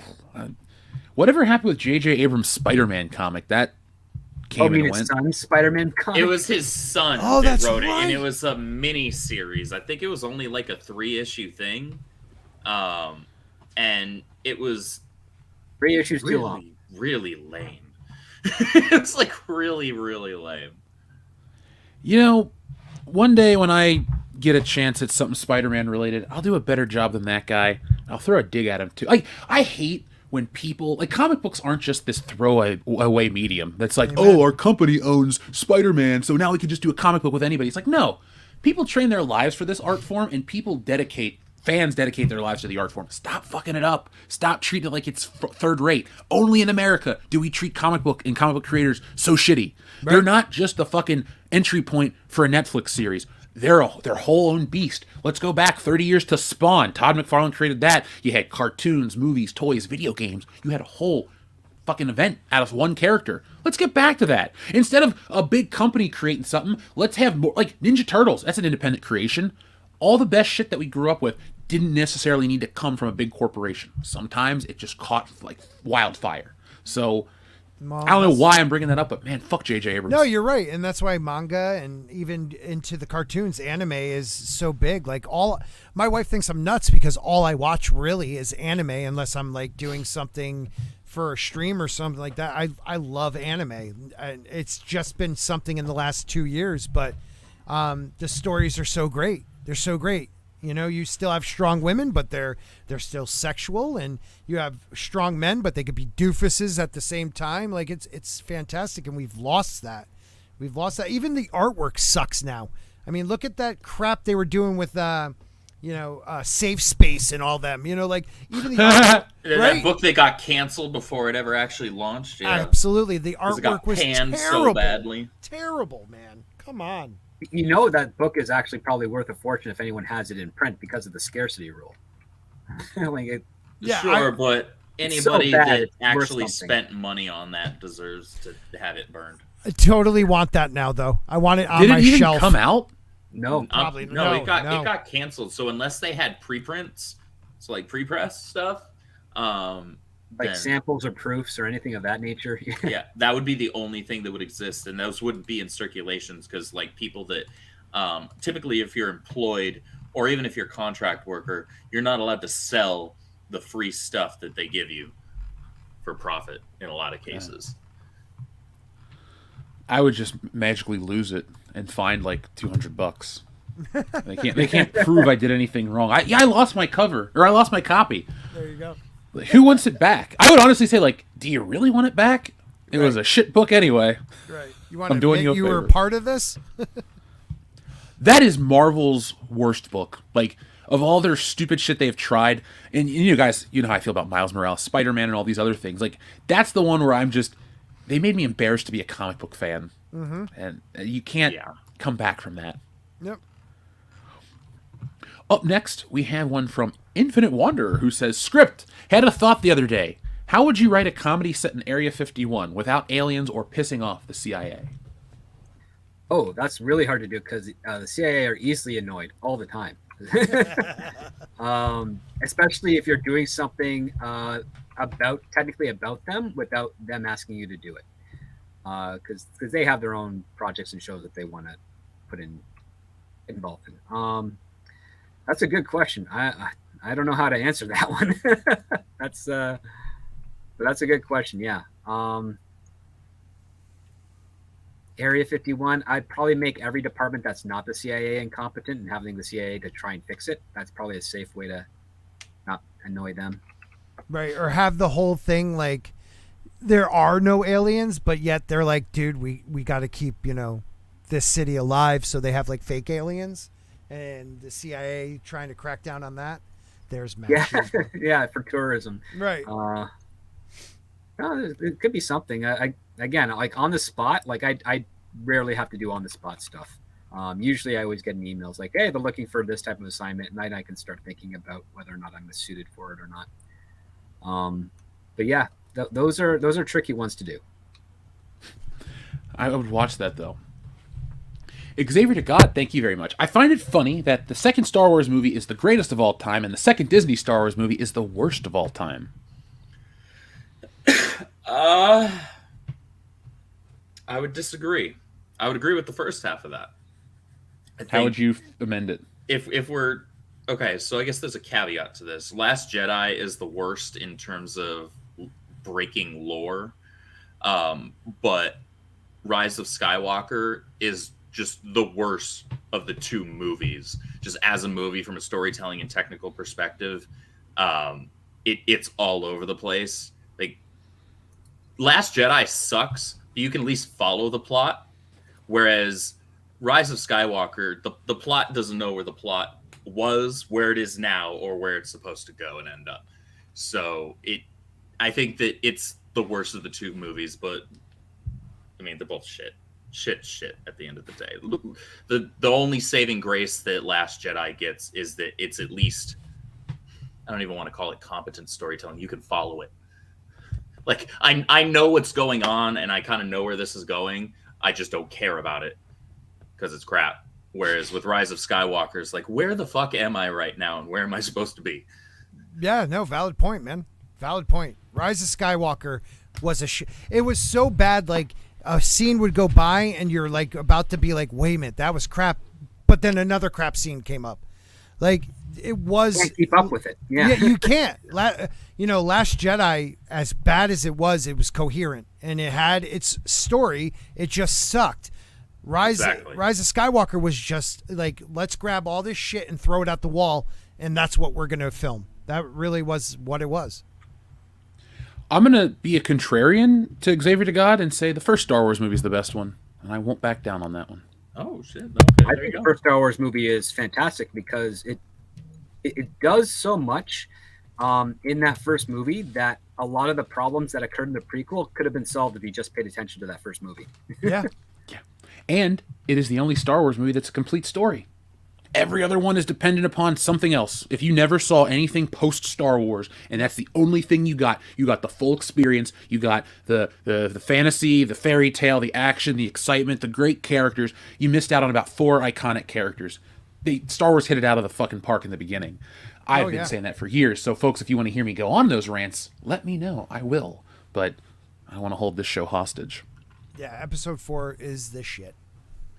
It's the only one I got on 4K. Like, I'm very opposed to buying Disney-based discs, but I'm like, it's Star Wars, and if it goes away, well, fuck, it's Star Wars. So I never have that feeling about Empire. It's like, Empire's great, 10 out of 10, no complaints, but, I don't know. I'm not as excited. Would the prequels been different if Jar Jar was a Sith?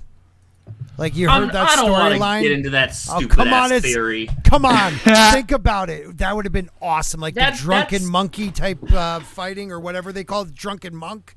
You know, like he pretends to be like drunk and falling around, but he actually means everything he did. That's adults trying to pretend that George Lucas was playing some 5D chess there. No, he just created Jar Jar because this was for a new generation, and he wanted to have something that was going to make the kids laugh and sell some fucking toys. Yeah, like that was the culmination of Jar Jar's entire existence. That's why I don't have a problem with Jar Jar. Do I think he's kind of dumb? Yeah. But when I see him on the screen, I'm like, oh, I hate everything about this movie right now. No, I just kind of laugh. I'm like, okay, Jar Jar, get off the screen. Let's get to Duel of Fates. And then that's it. He's completely inoffensive to me. And maybe that's because that's the first one that I saw in theaters with my dad. Phantom Menace has a very special place in my heart. That's my favorite Star Wars movie. I acknowledge that Empire is the best, but just personally, so subjectively, Phantom Menace is my favorite. And I love just about everything about that movie, even some of the stuff that I make fun of. This is pod racing. Shut the fuck up. But Wizard. It's fun. And me and my friends will literally like crack those as jokes as we're doing something that it would be appropriate to use that joke in. And we all have a great time with it. Like, sure, there was some dumb stuff in there. It was like, this was totally just to get a rise out of the kids. 100%. And I get why, older Star Wars fans would look at that and be like, this is freaking dumb. But at the end of the day, it's pretty inoffensive. But honestly. You also have that beautiful connection. Like, you saw it with your dad. What's far more offensive to me is some of the dialogue in episode 2 and 3. Somebody needed to have the balls to tap George on the shoulder and be like, George, can I take a look at that real quick? Like, let me. Okay, we're rewriting this. Okay, yep. I think the worst decision was Hayden Christensen. Like, no disrespect to the guy, because he's been good in other movies I've heard. But like, I love that caveat. I love that you see the end of that. You catch the end of that. I'm just saying, I haven't found one yet. But what I can say is, like, he was terrible, and they had other actors up, and I'm not even talking about like a DiCaprio or something. They had like this kid. I forget his name. He played like a some person's kid on General Hospital or something, like Luke's kid or something. But the kid was such a better actor, and he probably would have made those horrible lines like, sand. I don't like sand. Like, shit like that much better. A lot of More that tolerable, yeah. There's a balance there, though. Part of that is on the writer for the dialogues. Part of that's on George. Part of that is also on the director. So when you are an actor, the director tells you, okay, that was a good take. Oh, no, we need to redo that. I don't like it like this. Change it. Yeah. And so the director has the final say. Unless you're some actor that, decides that they get to call the shots in the film, which is very rarely the case. Yes, some of it is the limitations of the talent itself. Yeah. Sure. But some of the stuff, and I think a lot of the stuff, is on George in the prequels. The mess ups in the prequels are on George. There's bad chemistry between chemistry, Padme and Anakin. Like those two they could not have less on screen chemistry. Honestly, it was horrible. Right. And each of them are. Natalie Portman's actually a very good actress. Yes. But and she's been a good actress before those movies and been in roles where it's like, wow, this girl can act her ass off. And so that's what leads me to believe, okay, this is probably less on the limitations of the talent and more on like the directorial direction was just not there. It was nobody. It was like, all right, I just want to get this over with. I want to get it out. Right. Let's finish it. I mean, it was forbidden love, right? It was forbidden love, and you didn't get that at all between the two of them. And Natalie Portman, I mean, she was in a movie as a child, and she had more chemistry with the assassin than she did with. Oh gosh. The professional. The professional, man. Like she had more chemistry with the assassin than she did with Anakin Skywalker in this, in this movie. And then you go to Thor and she's doing the same thing almost. Like there's no chemistry again, a little bit more, but like it's almost like she just this, comic book / era of like sci-fi and stuff. It's just not her forte. Kat Dennings has better chemistry with Chris Hemsworth than Natalie Portman does.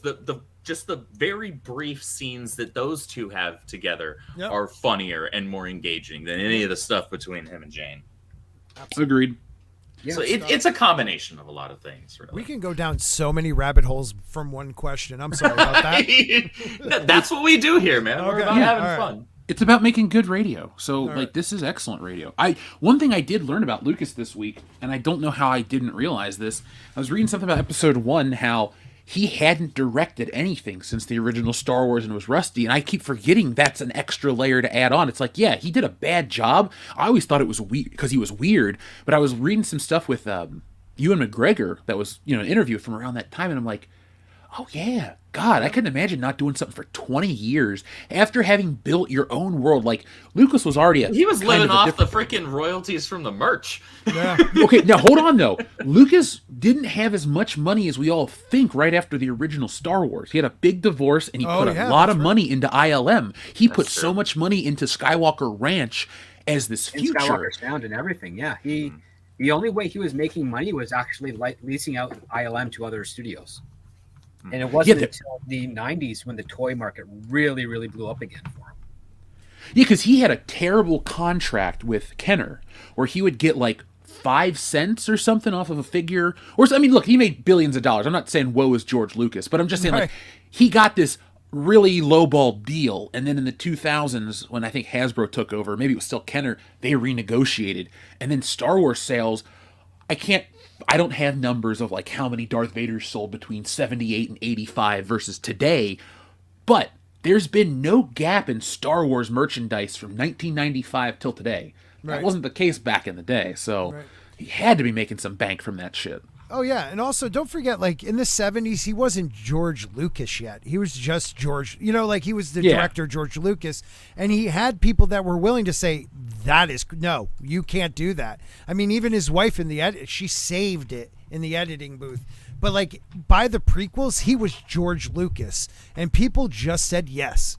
And I really think that was the big problem with when he decided everything was going to be green screen.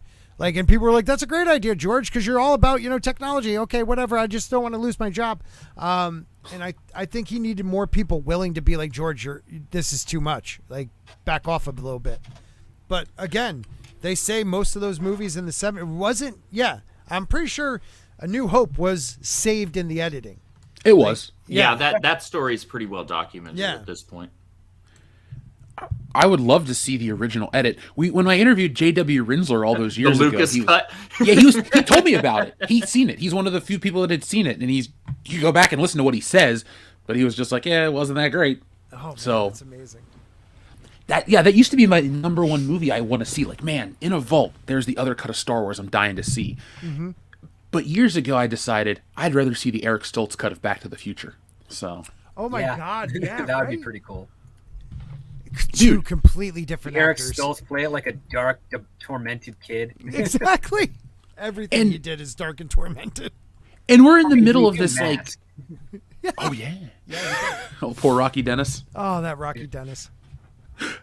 Oh no, I was gonna say that was like with all the multiverses and all of this dumb shit that Warner Brothers and Disney want to do. Why doesn't Universal put a small amount of money into paying Eric Stoltz whatever it would cost, a couple $1,000s, and taking the original edit of Back to the Future, paying the $1 or $2 million it would take to restore the scenes with Eric Stoltz, and basically finagle an alternate reality version of Back to the Future. Nobody's ever done that. So that would be kind of cool. It's like Back to the Future is the time travel movie.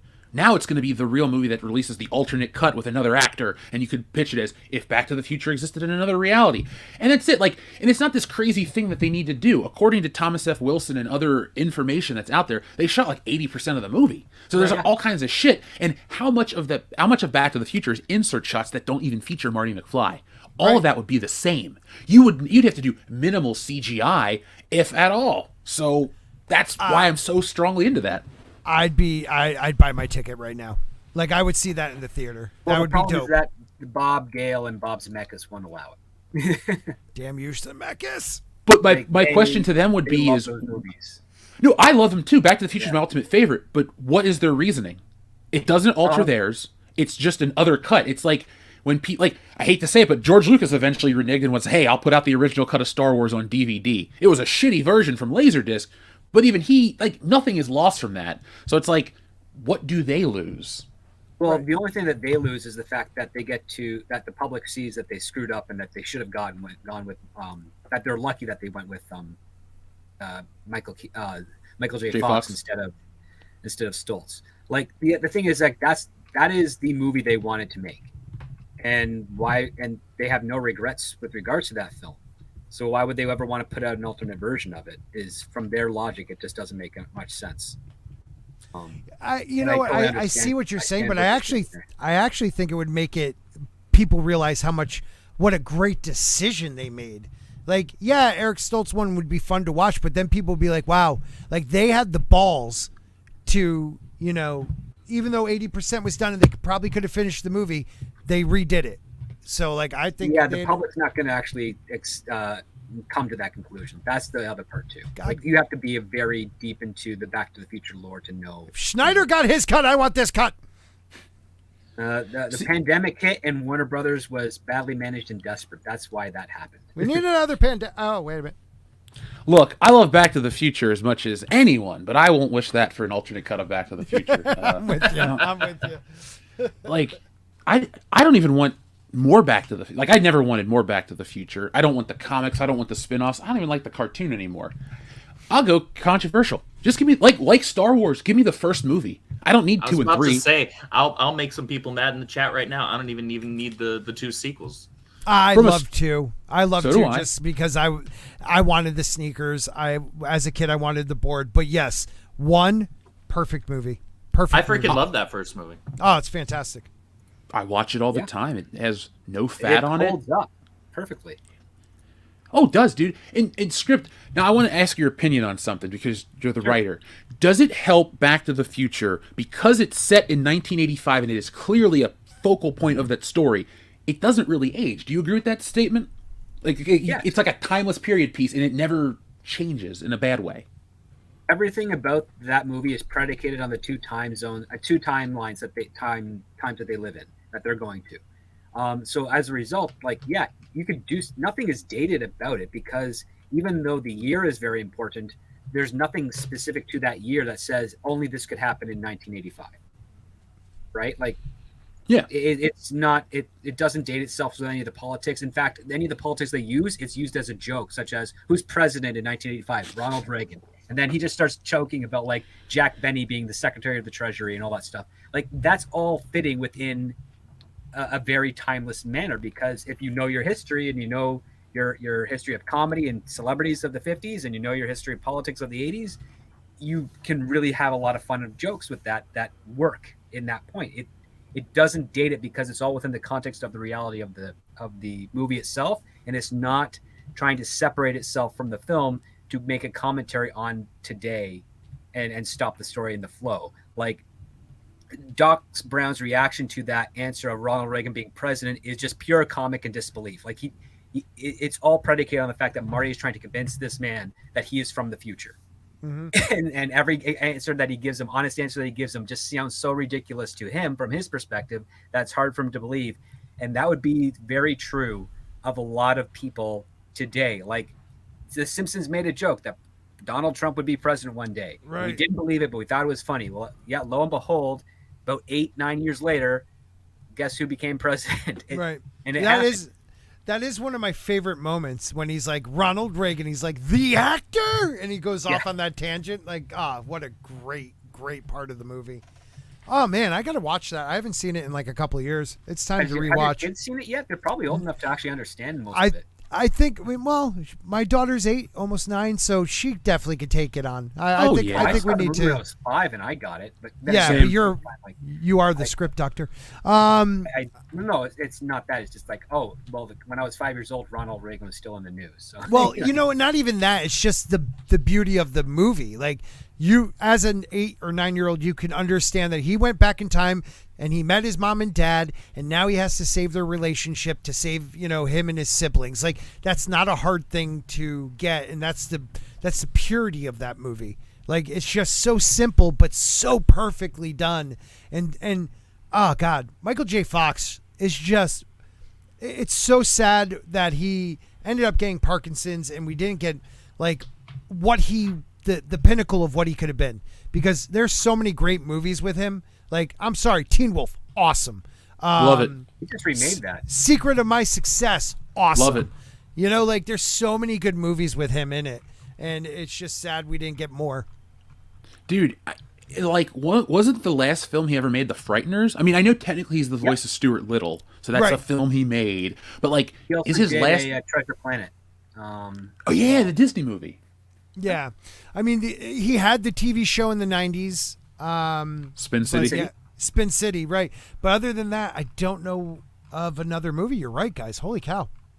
Yeah, it was Love of Money. Was Yes, his another last great official movie. film. And it was kind of like a made-for-TV movie that then went to theaters and then had to be reworked for theaters. Because it was part of the Tales of the Crypt series. Oh. I love Tales from the Crypt. I didn't know that either. Huh. Yeah, good stuff, man. Oh yeah, we were talking to the audience. Sorry, we are. No, dude, do not apologize. This is the point of the show. People come to be entertained. This has been literally the High Council. Yeah, this is the best episode we've had in months, dude. This is a great show. I'm glad to be a part of it. Dude, you're a big part of it. Thank you, man. Not a Band Account says Luke Skywalker and Captain Kirk were always by.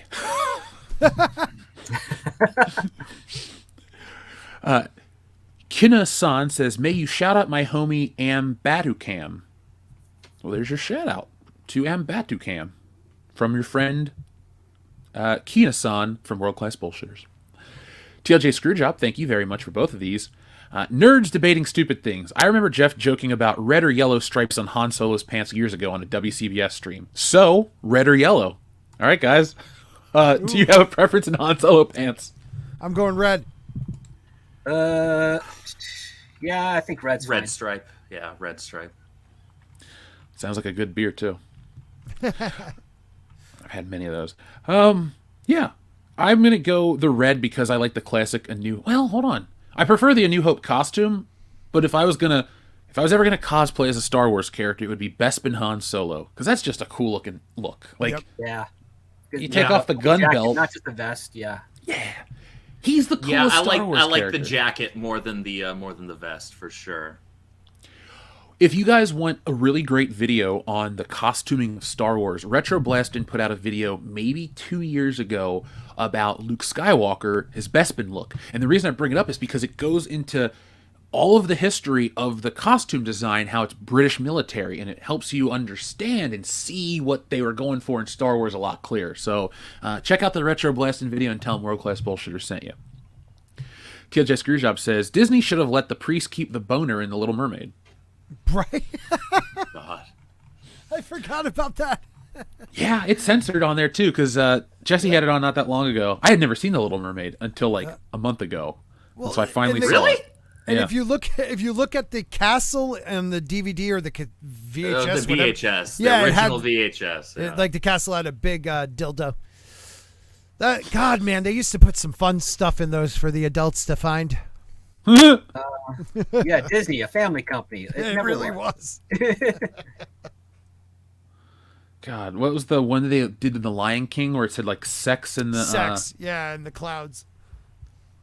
Yeah. Though it was supposed to be SFX, Right. is what it Nobody actually saw is. it. They saw what they wanted to. Y'all all are wanna see dirty sex. minded. I was just about to say the same thing. That's Well, great. duh. What do you expect out of us? Amen. Let's read two more, and then we're going to transition back into the show. Folks, thank you for joining us tonight. Do us a favor, if you're enjoying this, hit that thumbs up button. It's not about our egos. It's to help YouTube know that you like the content. And if you're listening to this in the future, give it a thumbs up as well. It doesn't matter when you give us a thumbs up, besides now. Bo and Debbie Mulder says, I'm queer. I know lots of LGBTQ people who are just as angry as you at these woke changes to classic characters. We don't need it to be bi to relate to him. Amen. Bo, What's the difference between writing just good characters and focusing on the character? What makes people relatable isn't whether or not they're the same gender or they're the same skin color, Right. or they want to stick it in the same type of person. You know, Right. it's how do these people act and react to various situations in their lives? How do they treat others? How do they grow as people, as characters? That's what makes characters relatable. I use this example all the time. Growing up, I grew up, you know, in the 90s. I'm a late 80s kid, but I grew up with all the best 90s cartoons. It was Spider-Man, Superman, Batman the Animated Series, X-Men, Justice League. I grew up, even though comic-wise, Hal Jordan was my guy, I grew up loving Jon Stewart in Justice League and Storm in X-Men. And Kara Zor-El's Supergirl is my second favorite DC character. Like, I'm not a white chick. Okay, I will grant you if you were to take my Starbucks order. That's a different story entirely. I was just about to say I lost that bet. Damn it. But Storm, I couldn't be more different superficially from Storm or Well, from Jon Stewart. But they were characters first. They were human beings first, and they were dynamic. And there was so much about them that was relatable, that endeared them to me and my entire damn generation. Amen. It didn't matter that we didn't look the same. That had fuck all to do with it. Yep. And that's why those characters stand the test of time, because they're universally relatable. It doesn't matter that Peter Parker is white. Little black kids and little Asian kids have grown up loving the character for decades, until just recently when they were told you need a character to look and live exactly like you in order for them to be relatable to you and for you to feel represented as a human being and validated in your existence. Well, it's like a good friend of my channel, Mark with a C, The Gospel. Yeah. he's great. You know, he's Yeah, fantastic. part of the Dark Council. Yeah, absolutely. Yeah, and he's on the Saturday show. We have Saturday night show, and we talk about, like, go see his channel and listen to how he talks about Star Wars and how he related to Luke Skywalker. You know, a black kid from New York relating to this white kid from Tatooine. You know, like, it didn't matter the skin tone. Exactly what you just said, Andrew.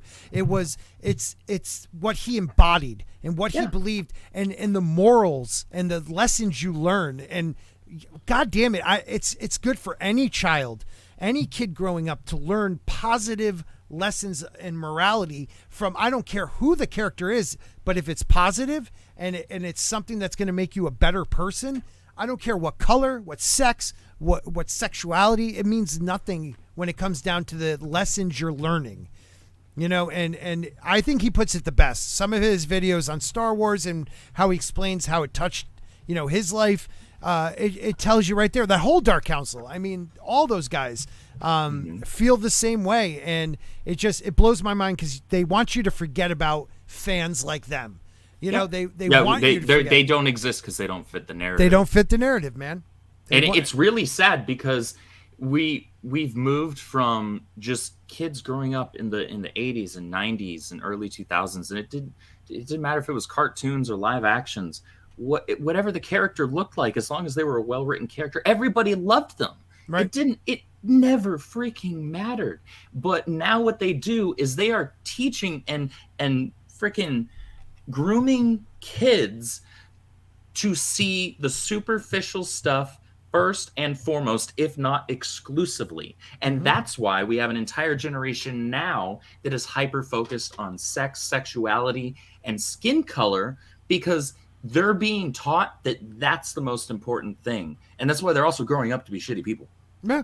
I felt like we were making strides in the 90s. We did. I really do. I feel like we were the era of kids.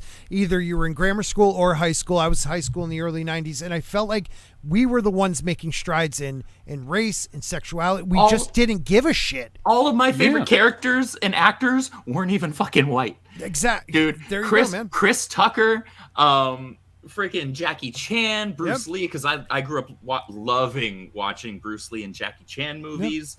You know, but now Eddie it's considered Murphy. You appropriated that. You know, Like, do you want people to enjoy this or do you not? It blows my mind, man. Will Smith, dude, I grew up watching. Okay, so most of the shit that I watched growing up were cartoons, like the 90s, the good shit, you know, Spider-Man, X-Men, Batman, etc. But the live action stuff that I was watching was mainly stuff like Fresh Prince of Bel-Air, Family Matters, like stuff like that. Family Matters, I get it, man. I get it. Well, you know, I actually had this conversation quite a bit. The thing I was thinking about with those specific shows, it's like they're shows that are trying to be for everyone that just so happen to have a black cast. Right. There's a difference in the 90s shows, like let's compare Fresh Prince and something else. But like compared to like a different world or something that's like more focused on like what today's version would be, like the identity politics of the 90s, like a different world, or some of those more serious ones, like those pop up and those were there, but like you also had the other kind that were for like everybody, you know. It was the way I phrased it in my personal life is they were black shows, and they were black shows for everybody. And I'm black, so I can say whatever the fuck I want about this shit. But even A Different World, I still watched with my sister loved that show. You know, like it was a different way of, they weren't belittling other groups. They were just trying to rise up, you know, bring up black culture and have it in a way that white America could understand. And they brought, you know, not Family Matters, but The Rock, I forget, the guy was Everybody Hates Chris. No. It was more of a serious one. It was he was like Rock or something like that. I can't remember. It'll pop into my head. The guy was in Rudy. He was the janitor that helped Rudy through the way. He had his own TV show in the 90s, and it was something that had some very powerful, poignant moments in black history, and he would bring it up, and it was like a learning experience. It wasn't to belittle or disrespect another culture. And I think that's where they lost it. Like, if to make our culture look better, we have to step on somebody else's now. Or to make our sexuality right, straight people are wrong. And it was Rock. Yeah, it was Rock. Okay. It was something that they lost. They lost the idea of rising up instead of stepping on. You know what I mean? Yeah. It's sad because that's the world we live in now. You got to tear everything down to build it up. Even if we go backwards as something as simple as Star Wars, you got to shit on Luke Skywalker to make Rey more attractive to the audience. I hate that we do that today because we used to celebrate the past. Now we kind of live in it in a bad way because it's like companies instead of like celebrating the past, we'll use Star Wars again. It's like, oh, we'll bring back the movies on DVD and we'll release some toys. Nowadays, to celebrate the movie, we'll remake the movie. We'll remake this. We'll redo that, and we'll shit on the old one. And then when it doesn't work, we'll try to get people to like the old one again, and they'll go, yeah, but you told me for 5 years it was terrible, and I was a racist for liking it. Like, that's a modern problem. I hate that about the world. I miss the way it used to be. It's like, oh man, as a kid, I grew up on old TV shows. We celebrated the past all the time. I would watch I Love Lucy. I would watch shit like The Jeffersons or anything from the All in the Family. It didn't matter. Like, I like to consume old stuff because it was talked about in a way that's like, oh, it's great. You know, you got to watch this. You want to go back and experience it. Now they're like, oh, you shouldn't watch All in the Family. Archie Bunker's terrible. That's the point of the show. We fucking miss the point of the show. Absolutely. And so we hide behind, we hide it away. It's like, oh, we can't talk about All in the Family. We can't talk about this show or this movie or this thing because it makes us feel uncomfortable today. But guys, these things promoted the message and fought the fight for you. You're just bitter and stupid, and all you want to do is tear it down so you can build yourself up and feel better about yourself for doing nothing. It's people that, look, my boss and good friend, Eric July, has said this numerous times. In the 90s and early 2000s, we were over this shit. We were over this hump. We'd gotten over this. Yeah, you had small pockets here and there, whatever. People laughed at them. But these people that tend to fall on one specific spectrum are so obsessed with looking like heroes because they have to fabricate things, right? They have to invent a dragon to slay because most of that shit's already been handled for them. And instead of appreciating the ground that was built for them, they have to try and one-up it. And because nothing exists for them to actually organically do so, they have to fabricate the dragon to slay. They have to invent something to be upset about. And therefore, they have to, invent this cause to champion. And in doing so, they end up acting and looking like the villains. Well said. Yeah, perfectly put. You know what? I'm not even going to try to bounce off of that or add anything. We're going to take a second, and now we're going to talk about some more stuff, because that was well done, dude. Yeah, it really was. It really was. Now, I'm blessed to be surrounded by intelligent people in my life. It's a beautiful thing, man. Now, folks, we've been talking about a lot of DC stuff over the last couple of months because DC's all in the news. It's changing the world of the comic book film. But over the last few days, I decided to go back and watch some of my classic favorites. And I had a question that I wanted to ask the guys. I thought it would be an interesting topic for tonight. So I had this question. Who has done more for Gotham City? Thomas Wayne or Bruce Wayne? And we're going to talk about that, folks. This is kind of like how we're doing our versus battle. Instead of doing who would win in a fight, Spider-Man or Wolverine, we're going to go, this is this battle. This is who was more successful or who did more for Gotham, Thomas or Bruce Wayne. And I will start by saying I watched Begins the other night, and even in death, Thomas Wayne is a bigger icon than Bruce. And later on in the story, the way the city falls, I still say Thomas was the real savior of Gotham, and Batman was just a necessary stopgap measure. Could you without Thomas, you wouldn't have Bruce Wayne, so you already got that argument on your side. Oh, there you go. I mean, if you look at it from, if we're talking beginnings, like the Bruce or the Thomas Wayne that did positive things for, Gotham, it's definitely Thomas. I mean, he was trying to bring that city up, and even after his death, he was now an icon of what Gotham could be. And in a way, did Bruce actually, I don't know, go against that? Yeah, I know what he was doing was needed, but could he actually have been the one that the Batman brought more crime to Gotham, more crazier? He brought the Joker. The Joker. The theory of escalation. Right, exactly. Thank you. Perfect way of putting it. That's why you're the smart one, and I like to be around you. But it's the theory of escalate. Okay, you said it perfect. Escalation. Yeah. It's like escalator. It's like an escalator here, people, and you ride it up. No, just kidding. But is Bruce Wayne actually toxic for Gotham City? That's a question too. I think Thomas Wayne was that way. Yeah, well, that's already been addressed in the animated series episode called The Trial. Oh yeah, right. So, and it turns out the fact that those criminals would have been criminals anyways. Would they have been to the super criminal level? Probably not. But every just choice that they made got them to that point without Batman's real interference. Even for the Joker, if he is in fact the Red Hood, the Joker, as the Red Hood, entered that Ace Chemical plant and was doing all that crap in there. If he didn't fall into that, something else would have happened to him. Most likely, the dangerous chemical plant. Yeah, just the existence of a hero doesn't produce villains on their it's own. However, the opposite can be true. Exactly. The inverse of that is actually true. This is a really interesting topic, and I thought quite a bit about this, and I don't think there's actually a straight answer to it, because societies are incredibly multifaceted, and there's no one-size-fits-all answer to things, and sometimes it's a multifaceted answer. So with Thomas Wayne, you have the idealistic goal that you're reaching for, right? That elevating everybody in Gotham, making things cleaner, making things more livable and manageable for everybody, healthier society, far less crime, just on a base level, right? And that was what he worked towards. That was something that he was capable of. He had the tools set for that. And that's incredibly crucial. And I think that's the long game. That's the long-term plan.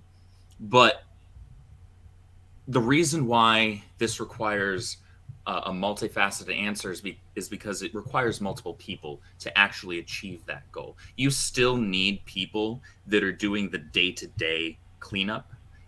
Think of it like pest control, right? You still have to, periodically spray or whatever. You got to get rid of just stuff that's always going to be attempting to break in, right?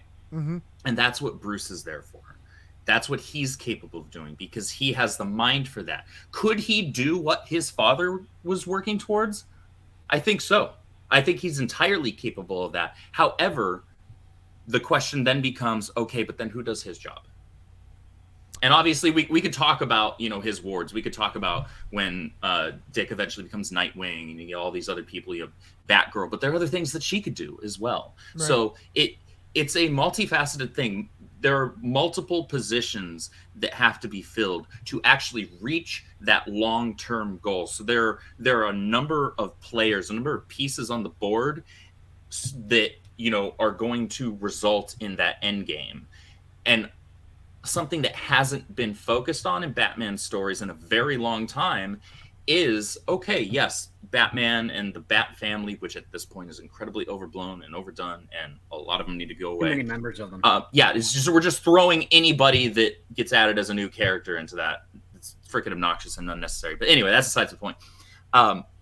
There hasn't been enough of a push and a focus to have somebody that's reaching for that long term, that end game, that idealistic society, and ultimately an idealistic society, that hope that Thomas Wayne was searching for and reaching for isn't necessarily 100% achievable, but getting closer and closer to it is. And it requires somebody like Thomas Wayne to do that. And unfortunately, Batman stories haven't had a character doing that in the background or even in the foreground that, gives Bruce and everybody else around him maybe a bit more hope. Like, okay, it isn't just me doing the nightly raids on crime in Gotham. We're going against the Joker when he tries to take over Gotham again for the umpteenth time. There's somebody else in the public eye without a mask on that is able to do this. And that is something I will credit, especially Batman Begins, but also to a similar extent, The Dark Knight, where they were doing it with Harvey Dent, where they had these characters that were trying to reach for that idealistic society and improving Gotham on the whole, not just like beating back crime, but elevating and improving just life for its citizens in general. And that's something that's missing from the storytelling. And I know why that it's missing from the storytelling. It's deliberate, because if you do that, then eventually we're reaching a point where maybe we don't need these characters as much. Right. Their prevalence won't be as necessary. Oof. So that is very deep, and I That was a long-winded answer. No, and I do agree on many points there. I just at 1051 Wildcat Tarn put one of the best things in Batman Begins. Even Ra's al Ghul was shocked by how Thomas Wayne unknowingly subverted the League of Shadows' attempt to destroy Gotham by being a decent human being, and he averted it by decades. Yep. Like they were willing to, I don't remember actually if they had anything. I'm like blanking. Did they have anything to do with his death? No, it was just right? Joe Chill. It was just okay. Just I just wanted to make sure. I forgot if they changed that in the Nolan verse. No, yeah, he unknowingly staved off Right. let's nuke the bitch moment. So and he did motivate others, but with his death, it lost some of that. Now the question is if Thomas Wayne lived, Bruce Wayne would have followed most likely in his father's footsteps. But the death of Bruce Wayne created the Batman. So it's almost to the effect like, yes, the Batman is there to fight crime, but it also that anger and that inner struggle that Bruce has. Like I feel like Bruce Wayne is the mask and Batman's the true character. Oh yeah. Well, that's ever since the 80s. And it's actually done more damage to Batman than good. Understand. I do. But we're talking like Batman's Begins, because like the old Batman was just, he was a detective and, trying to solve that crime, but also other crimes. But like the psychological take they take in Batman Begins, you realize, Bruce Wayne became what he became because of the death of his father. So was the effect of Thomas Wayne trying to change Gotham and the murder, like the father on the pedestal was crashed, and it's almost like it did more damage to the son. I don't know. It's hard. That's a hard one because they're so different in how they see Gotham. Both believe it should be saved, but one believes that hard work will change it, and the other believes no, we have to squash the bad elements. It won't change itself. Like you said, the long game, and then we need to fix this now. That's all comes down to the fact that the only reason Gotham is in the place it is because of the corruption. Right. And one of the best arguments for why Bruce doesn't spend all this money to all these social programs and whatnot to help people is the fact that even if he were to set something up, the mob's going to get in on it, and it's not going to do what it needs to do. Right. Well, didn't he like help government out with social programs? How about right? But didn't he help out with the Wayne orphanage for boys, and like found out that the money wasn't actually going there in the third movie? Well, I'm trying to remember there wasn't any money to go there because he was being a dick for that movie for story reasons because Nolan wanted him to. Yeah, not for anything logical. Right. No, but when it comes down to the concept of Gotham, it's like the only way Thomas Wayne would succeed is if the corruption in Gotham was gone, but the corruption in Gotham was never going to be there. It was just hiding. It was hiding just enough so that Thomas Wayne would never realize that he would ever be funding it. As soon as he died, the public decided, oh, we can't just go hot and mean on this stuff now that he's gone. We got to kind of, show our respect to a man that, did a lot for the people and allowed us to still, operate business the way we operated business. And then by the time Bruce is like in his 20s and before he like disappears to study with the League of Shadows, judges already bought and paid for. The Falcone family is doing its thing. It's almost as if Thomas Wayne never existed at that point. And that's also the tragic aspect that Bruce Wayne realizes is, yeah, it's almost like my dad never existed. This city is nothing like what it was when I was a boy. And people are harmed by it. And it's all skeevy, manipulative politics. And I think Thomas Wayne, in the Batman Begins and the Nolan thing, Thomas Wayne did a lot to get things to where they were when basically the night he died. Mm-hmm. Like he built a subway system that's cheap and reliable, and it's connected to the water mains, so it's doing multiple services and requiring multiple maintenance, and it's all under the responsibility of Wayne Corp by way through a contract of the city, is my understanding. Mm-hmm. And he's like, oh, that's a good program. But by the time Bruce returns, the subway's not safe. It's cheap, but it's not safe. People are getting assaulted on it. Like Katie Holmes's character was almost attacked on it if it wasn't for Bruce Wayne and Batman showing up in the nick of time. So it doesn't matter like how much stuff Thomas Wayne did. The mere fact that he was murdered pretty much put a stop to it. So the fact that he was murdered and incited the idea for Bruce Wayne to actually take action and do something about it, and then years later he figures out that the guise of Batman is the most effective way to solve this problem. That comes from the problem solving and the nurture that Thomas and Martha Wayne gave Bruce in those valuable few years when they were alive. And I think one of the worst aspects that has occurred with Batman over the years is the fact that Batman is not the real man. Playboy Bruce Wayne is not the real Bruce Wayne. There's a core Bruce Wayne, and I find it very counterintuitive that Bruce Wayne, who is doing everything because his parents died, would actually allow the reputation of Bruce Wayne and the family name to be sullied and muddled by his Playboy persona. It's almost as if publicly he'd be like, I don't care about my parents. I'm rich. I'm doing whatever the heck I want. And that seems like it would go so against the core beliefs of who Bruce Wayne is as a character that it just doesn't make much sense. It doesn't. What value is there of Batman if he's throwing away the very identity of something he wanted to preserve because his parents needed him to be alive? Like they had him for a reason, right? If they wanted to continue their family line, they wanted to have a family, wanted to express their love. He is the embodiment. He is all that's left of his parents.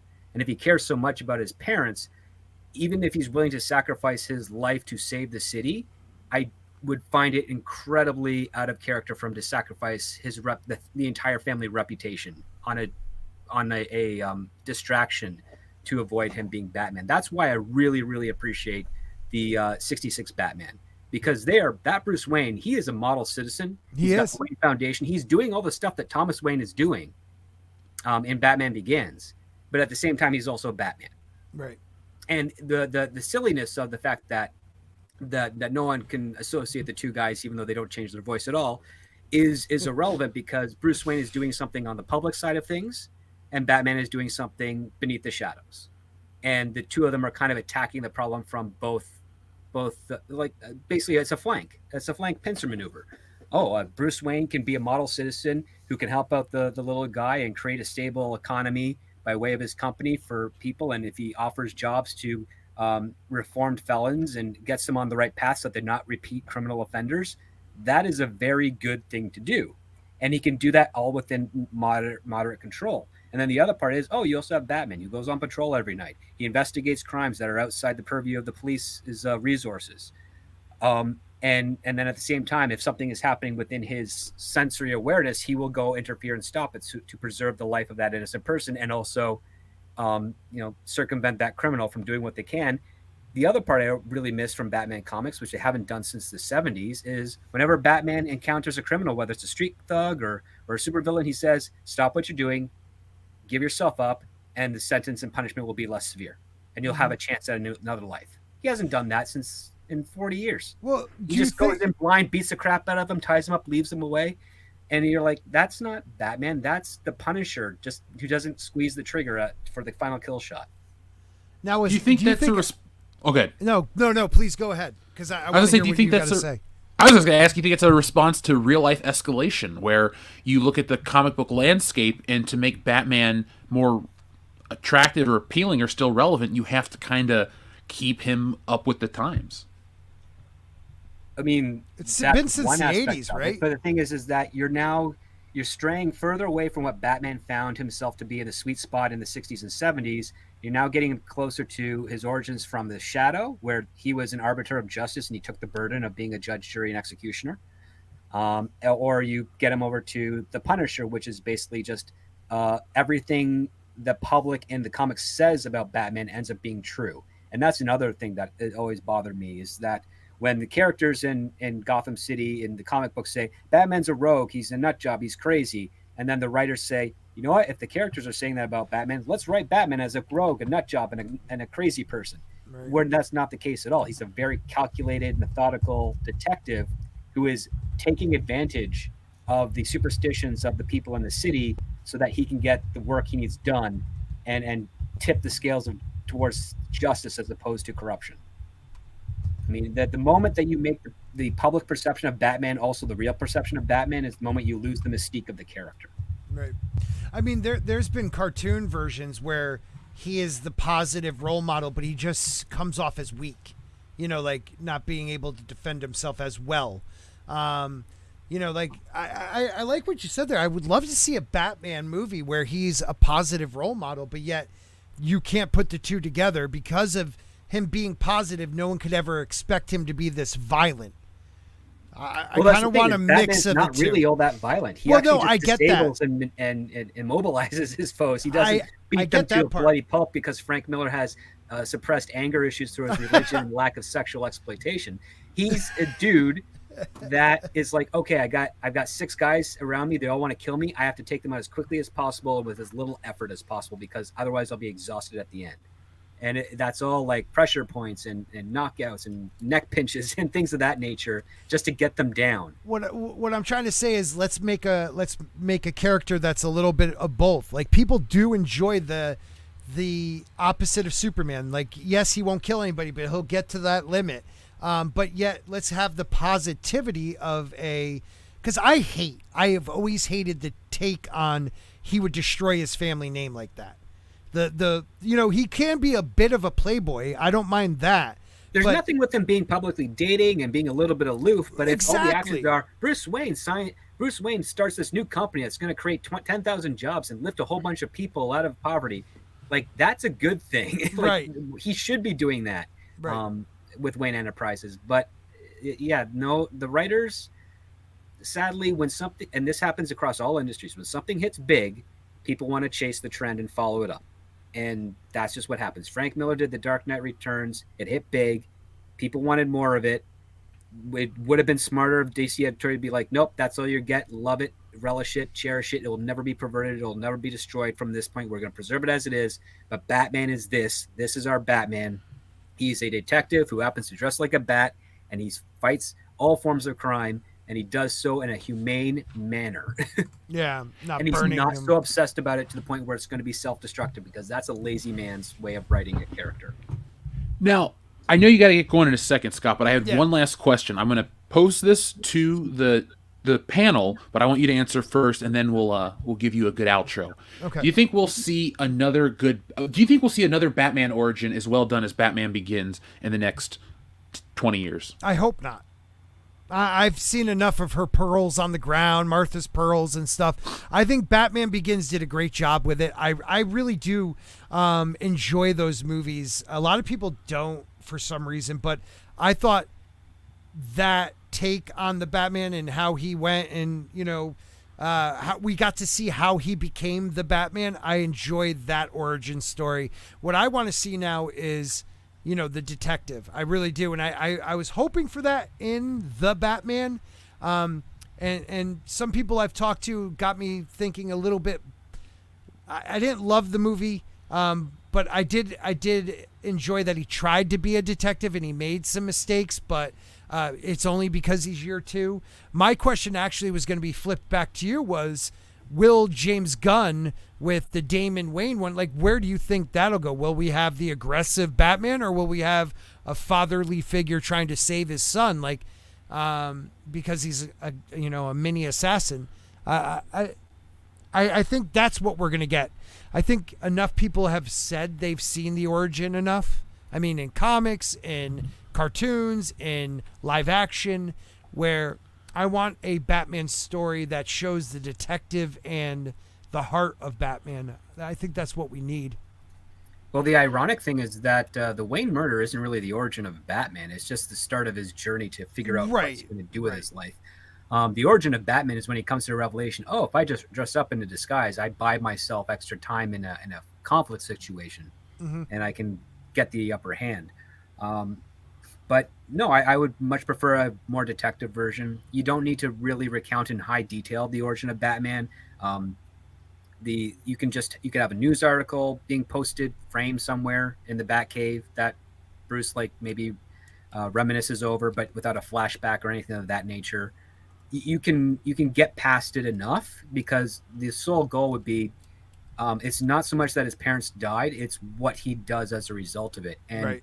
clearly defining what Bruce's goal is supposed to be as the Batman has only really been done in the comics, and a little bit to a degree in the animated series. And that goal is to not have to have for Gotham to not have to have a Batman again. That's his goal. He's like he's never going to get rid of crime.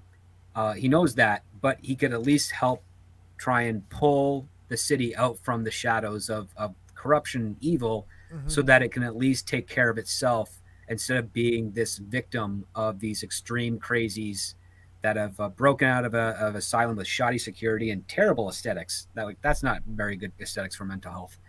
And then on top of that, a corrupt police force and corrupt infrastructure and corrupt politicians.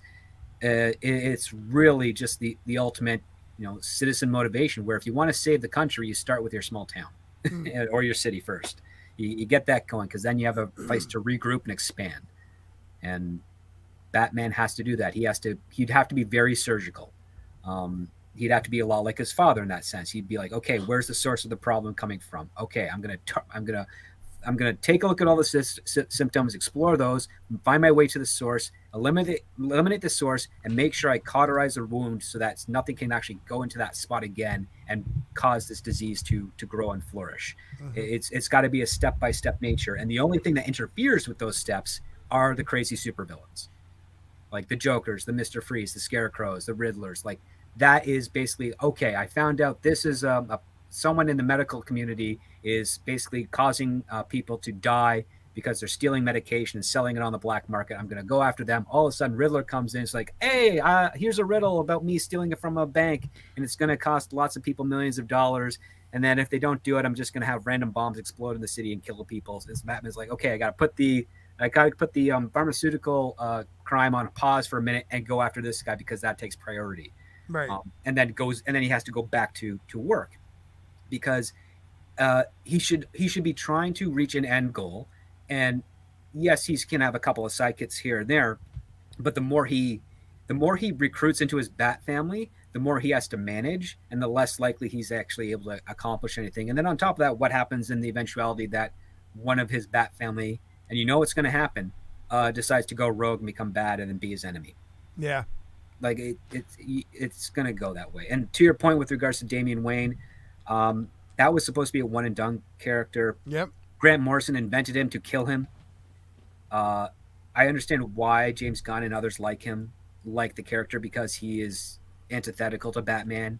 He is a product of the League of Assassins. He's a murderer. He's an assassin.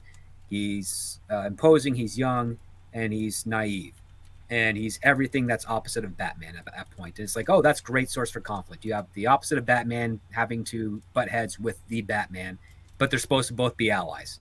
Okay, we can have fun with that. I'm like, okay, that's fine, but I think it's a little.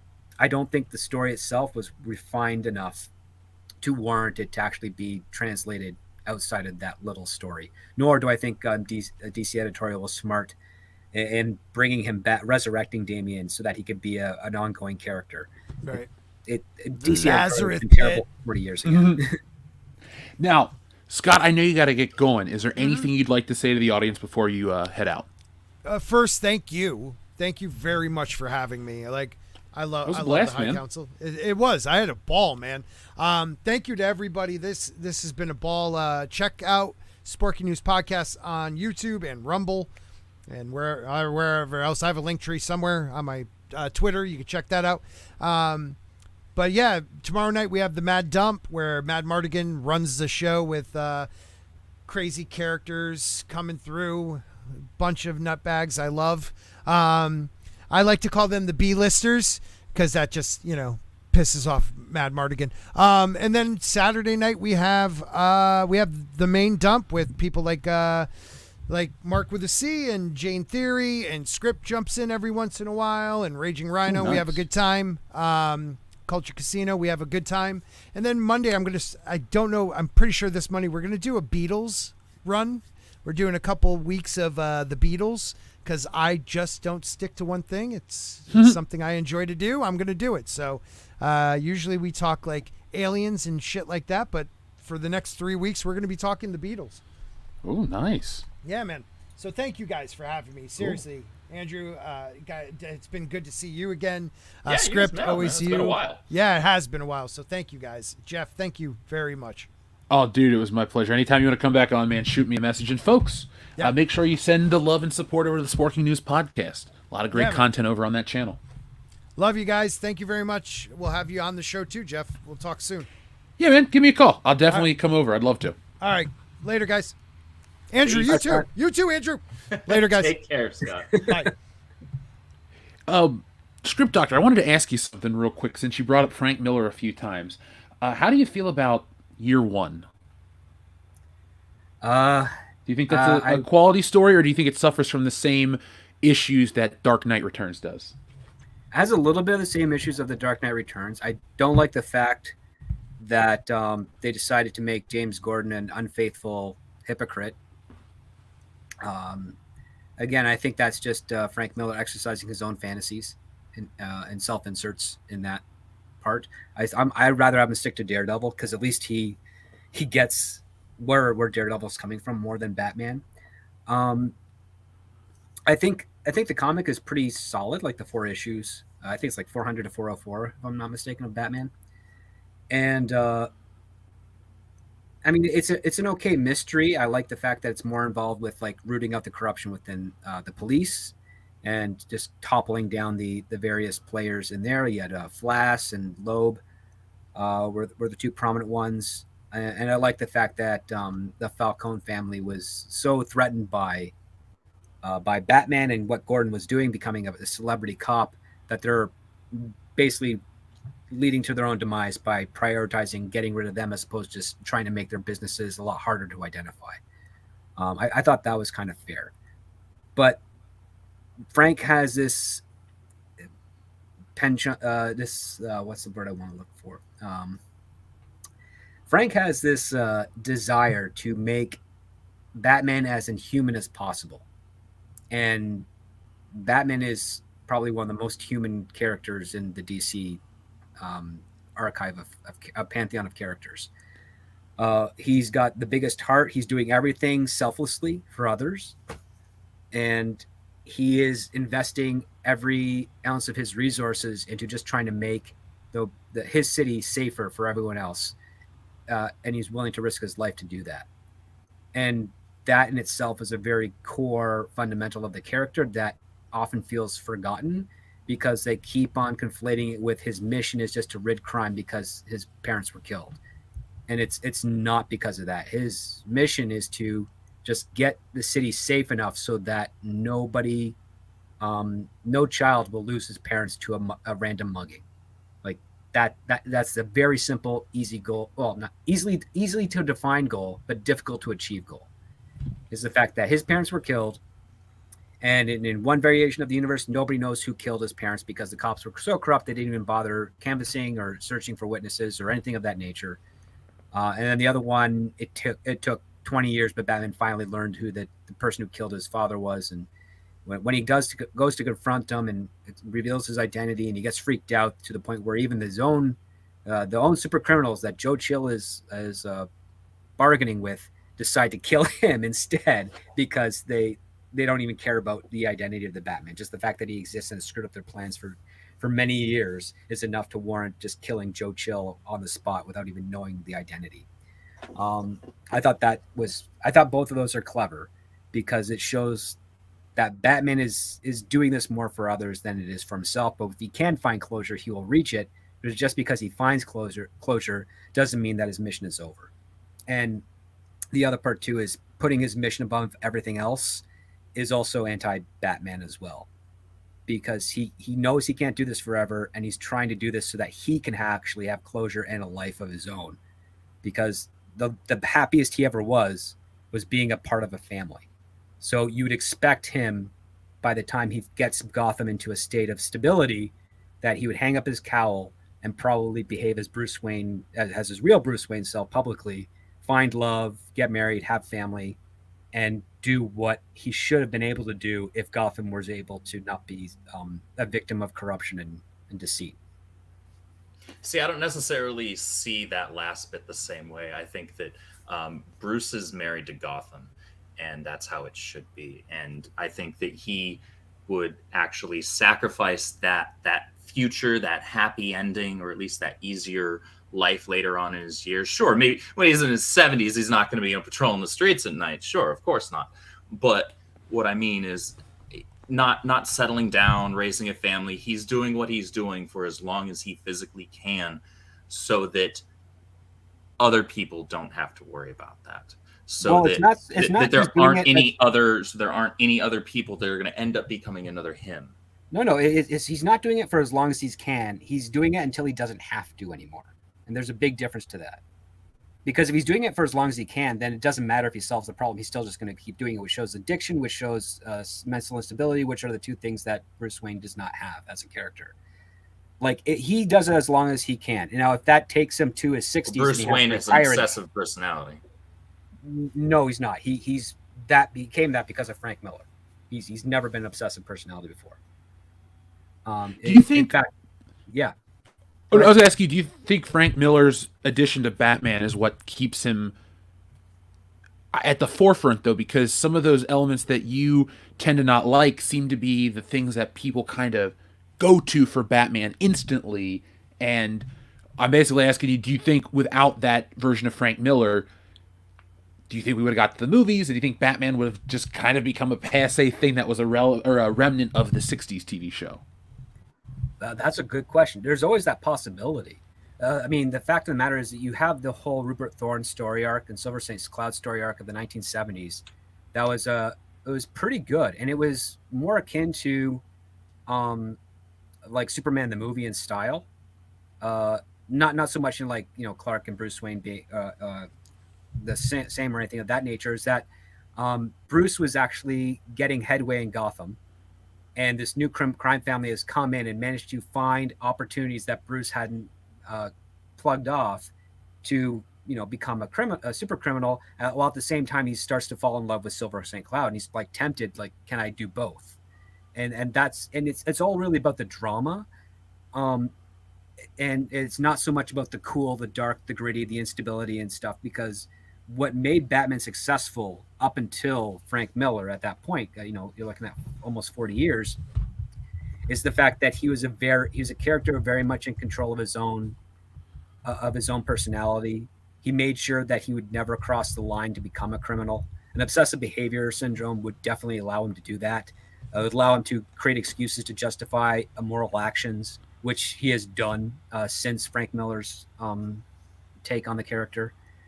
And it just doesn't really work. The Batman's genre is mystery driven. Doesn't. And what I will posture this. You say it doesn't work, but he's been more popular in the decades since that. Oh no, he definitely has, because he appeals to a very immature nature within all of us, which is a force of nature of violence, injustice, and knee-jerk reactions. That's everything that we as young readers and younger people like, because we want everything instant and now. But the genre of Batman is predicated mostly on mystery and mental engagement, and not just blind rampaging violence.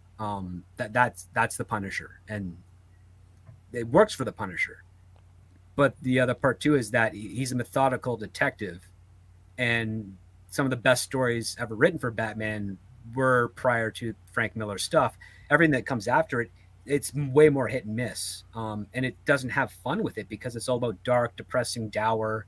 It's trying to be something that it isn't quite there, and it's playing on to the lack of people wanting to actually read some of the classic books from like the 50s to the 70s. I haven't met a fan under the age of 20 that started in 1968 with Batman comics. They usually started with The Dark Knight Returns, and then they go with Legends of the Dark Knight, and then whatever's currently on the racks now. And it's that's not a great way to introduce yourself to a character like Batman. It's not a great methodology to introduce yourself to any of the characters in DC. I agree. I've never had a conversation with somebody that's had this perspective. Not that I have an issue with anything you're saying. Actually, I find it fascinating, because I'm with you, Andrew, about Batman being more successful and famous after the change, but I never thought of it as the knee-jerk reaction and desire for justice. The older I get, though, I'm actually losing interest in Batman, because I keep asking myself, at what point does he get over this stuff and just kind of move on? And other characters, their journeys, I prefer Spider-Man, you know this, but they both they both lose a parental figure, and that sends them on a journey in some way.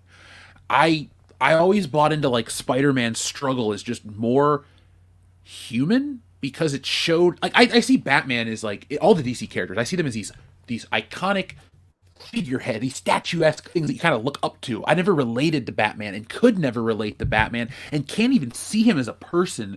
Actually, I have that issue with all the DC characters. I can't see them as real people. I can't, like, when people say like Bruce and Dick and this and that, it's like, I mean Batman and Robin, like their characters feel so removed from like what we're able to achieve, because for decades DC was this bastion of morality, and I grew up watching like Superman and, you know, good old Americana, and yes, this and that, and Batman a certain way too. And so I've always put those characters as fake, like to the nth degree. They're just pictures on a screen or a picture on a wall.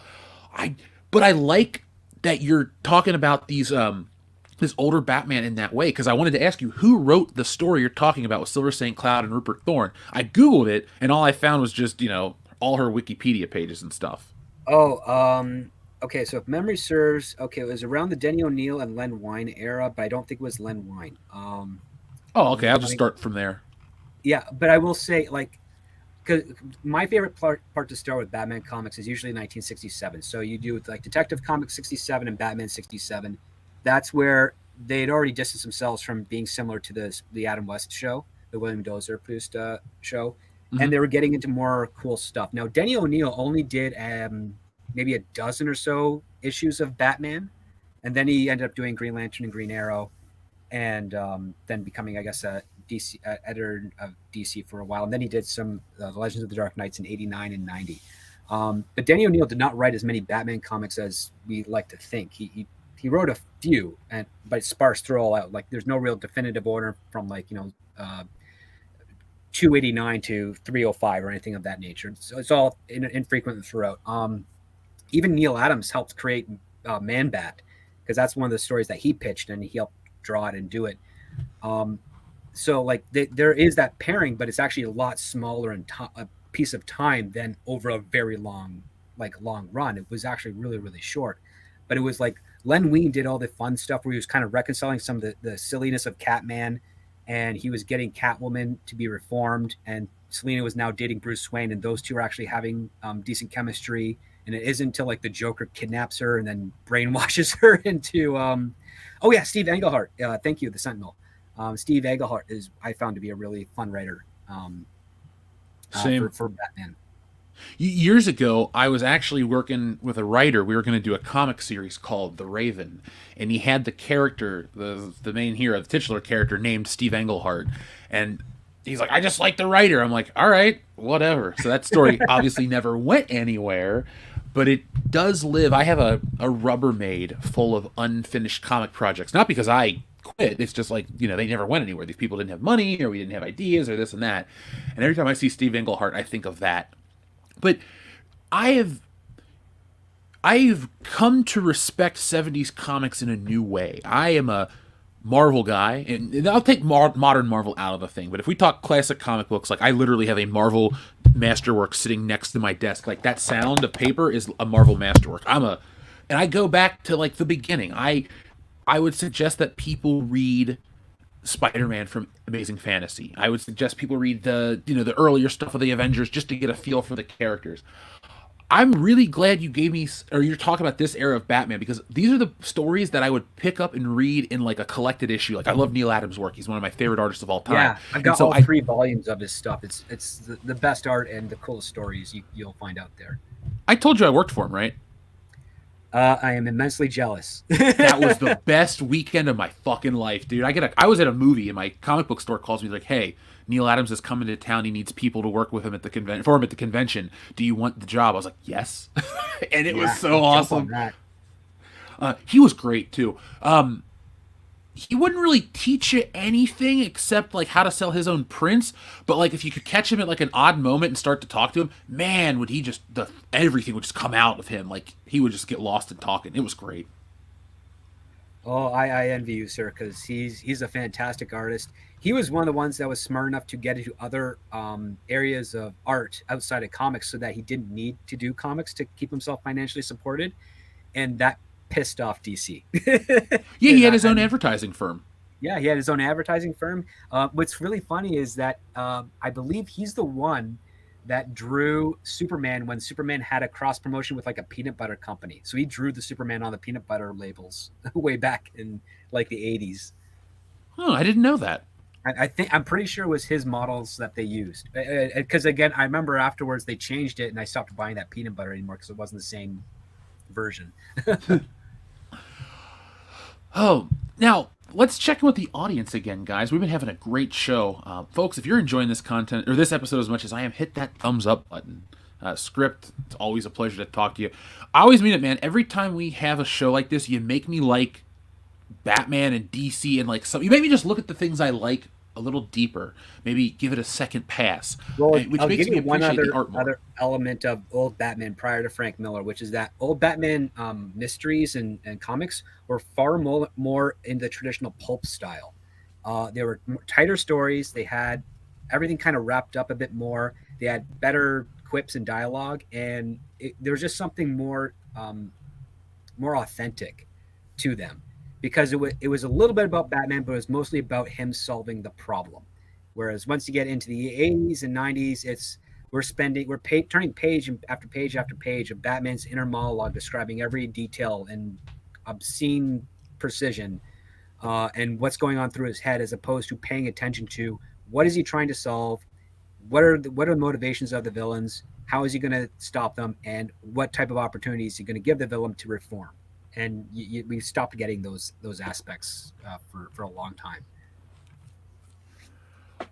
I've actually read, let's see, the only time, okay, so I call myself like a comic historian, not to elevate what I am into, but like I haven't done a lot of 50s Batman, but I've done the first couple of years, and I've done a decent smattering through the 40s because I like to read pre-war and post-war comic books, like of characters that existed on both sides of the battle. And I like Batman a lot. I've always looked at like the only issue I have with old Batman is more of an ethical thing, is I don't like to read it because Bob Kane screwed over everybody and stole their ideas and stole their money, and his name is signed on every page, not every page, but every splash page. And I go, fuck you, Bob Kane. You ripped off Bill Finger. You ripped off Jerry Robinson. You ripped off countless artists. And so honestly, B. Gibson. Well, yeah, and dude, say like as an artist myself and a creator, it bothers me to read those eras of Batman because they got fucked over. And the same with Superman. It bothers me to read, like, not Dick Sprang or whatever, but like because he's a Batman artist. Excuse me. Kurt Swan, or who was fucking Chef, and whoever drew the big bulky one pre-Kurt Swan. There was a different artist that did it, and like again, these are the guys that followed up Siegel and Schuster after they got screwed, and so it's always hard for me just to want to consume the characters. Stan Lee wasn't above getting too much credit, but Marvel didn't do what DC did, and I'm still bothered by that. It's a stupid thing to care about 80 years later. I wasn't even alive, and neither was my mom. But like, I don't know, man. As a creator, I can't go back and enjoy some of that old content knowing what happened to those dudes. It bothers me. No, I completely empathize because it took a decade for Batman to find Batman. Because again, Bob Kane was, stealing from everybody to try and put something into this character because he wanted the same success that Siegel and Schuster had, not knowing that Siegel and Schuster were getting screwed over like every step of the way. There was even a point. So they sold the rights for the Superman radio show, and that was done by George Putnam Ludlam. He wrote basically every single episode. And when you're brought up like, pre-war and post-war, one of the things that was actually kind of fascinating is that Superman's motto was always an unending, never-ending battle for truth and justice. That's what it was. Then mere months after Pearl Harbor occurred and the United States entered the war, the War Department went out to every single media outlet and every single fictional publication said, we need pro-war messaging so that people will get on our side for joining a war, which a majority of Americans at that time did not want to be a part of. And so George Putnam was tasked with coming up with adding the American way as the tag onto it. And it started on the radio show. And it caught on. And it was really funny because even when I was growing up and I got to work at a retirement center with people who were soldiers in the Second World War from Canada and the United States, they would always cite how it was weird that after a few years on the radio show, it would go from never ending battle for truth and justice to truth, justice, the American way, because all the Americans there and all the Canadians were like, truth and justice is the American way. Why are you? It's redundant. It's like he stands for truth and justice justice. It's weird. But I mean, it was catchy, and that's what it was at the time. But it caught on, and then it kind of just went away, and it didn't come back again until '78 with the Christopher Reeve, Richard Donner film. But it just goes to show, because then you also had comics like, buy war bonds. Batman and Superman are saying buy war bonds, and you're like, okay, you get it. It's all coming from the federal government at that point. Like, just they're kicking some money to those publications saying, please, promote this stuff because we really need the war effort. We don't want to lose this fight. It's millions of lives are on the line, and every publication was like, yeah, you know what, we agree. And even the ones that had family members going overseas to fight, they were totally on board with it. Dude, I love hearing the perspective of people who are there for these changes, because I grew up with truth, justice, and the American way. I've always known, not always known, but I've known for a long time that it does come from the radio show. But like, I don't know, in my mind, the perfect version of Superman is like one part the 96 cartoon, one part Christopher Reeve, and one part the 1940 serial. Like, in there is prime perfect Superman that if James Gunn and crew do something of those, like in that vein, that'd be interesting. Or if you went like full tilt, did an adaptation style of those 40 serials where Superman leaps over tall buildings in a single bound and fights some of the smaller corruption issues or evil scientists. I'd rather watch that than Doomsday or Aliens or Brainiac or, an army I or want to Zod. watch him fight Toyman and see giant toy robots walking downtown Metropolis in a very 40s style vignette, so to speak. Because it's funny and it's different. It's like, those old wind-up toy robots with the key at the back, and it's just, you see a 40-foot one just walking downtown Metropolis in New Troy. You're like, holy crap. I mean, you don't really see that type of stuff, but it's cool. It's different. It's a throwback to the old days, and it's also fun because that's what we need. You have to laugh at the absurdity of it, of a man flying in blue tights fighting a 1945 toy wind-up robot that's the size of the Sears Tower or something. You know where we could have had the audience's introduction to accepting that, but the studios fucked it up royally? Green Lantern. Now, I'm not saying, it's good anything, but when he turns the construct into a giant Hot Wheel, and if we could have had, like, superheroes do... I don't want to say zanier things, because I don't want, zany superhero movies. I just want, like, a way to take all of the elements of the character and put them on film, or adapt them, or do something. Because it's like... Everybody likes every element. Like, hell, I don't like the web pits under Spider-Man's arms, but some people do. So it's like, hey, let's find a way to have it in there. It seems like an affectation as opposed to a function. Yeah. Dude, when Ditko drew it back in the day, they were so big and drapey. I hated them. I was like, what is Spider-Man looking like? Because I hadn't seen that. As a kid, I knew the Romita style or the cartoon that didn't have it. And then that, I'm like, whoa. So... part of me with my favorite versions of characters tend to be the first time I ever saw them. It usually gets burned into my brain as something I love. So I understand that's how I operate. Now, operating with the audience, Shrubbles 08 is up next, but ScriptDoctor, would you mind picking a number between 1 and 69 so we could transition to that segment of the show, please? Sure. Let's do 38. Ah, 38. Perfect. You had enough yet? No. That's another one. So? You just say the word, I'll keep going. Go. Eeny, meeny, miny. Mo. Your mother was a... Ho. He was a famous clown. Bobo. Mitch, cut it out. Jeez. It's a terrible movie that I absolutely love. There is way too much intelligence in that film that you'd never realize if you didn't pause to actually think about what they're doing. I'm gonna go back and watch it because it's been years. It really has, and it's funny because I think like a yellow Power Ranger is in it, and she's naked throughout the entire. Oh, Serena Vincent, yeah, she plays Areola.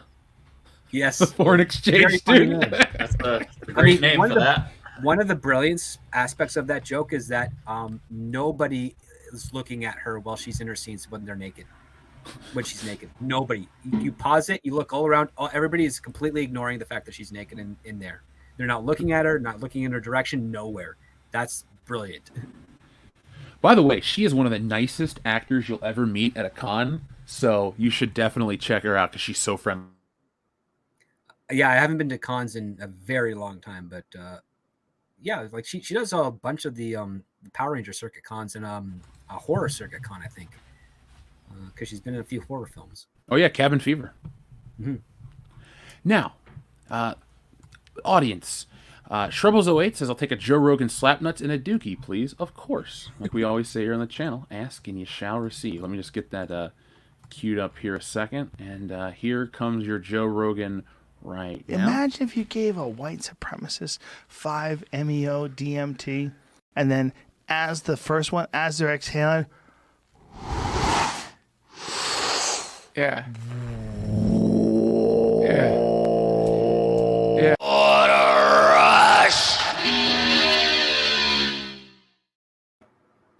And here's your Dookie. What's that smell?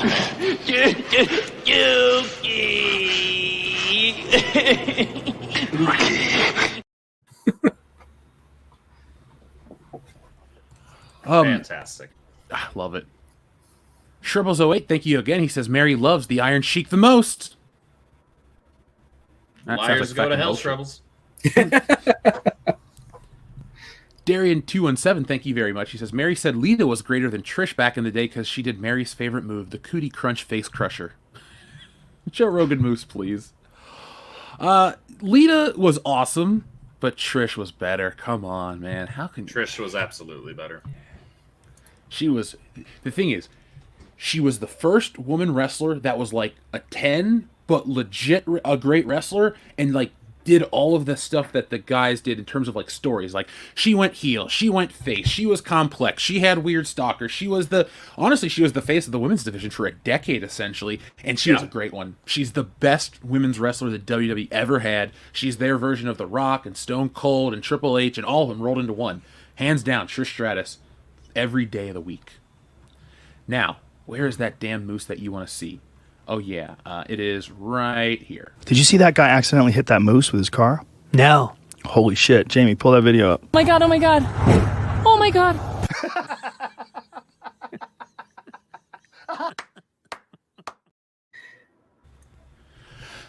Up next is That must have been a baby moose.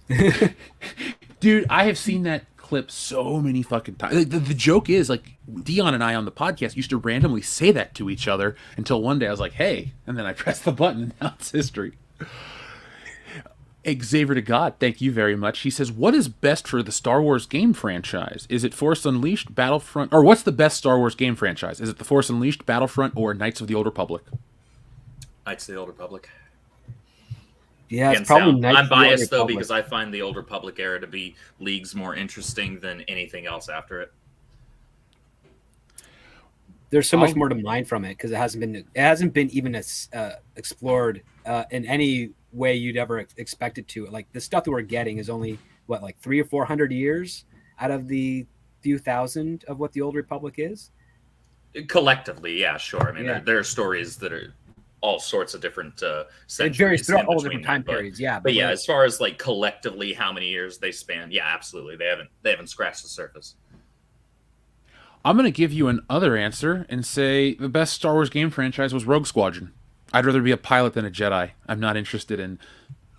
Honestly, my problem is all of those other stories, especially with like The Force Unleashed, it's trying to write a story between a story between a story. And I liked that game when it came out, and I remember it fondly.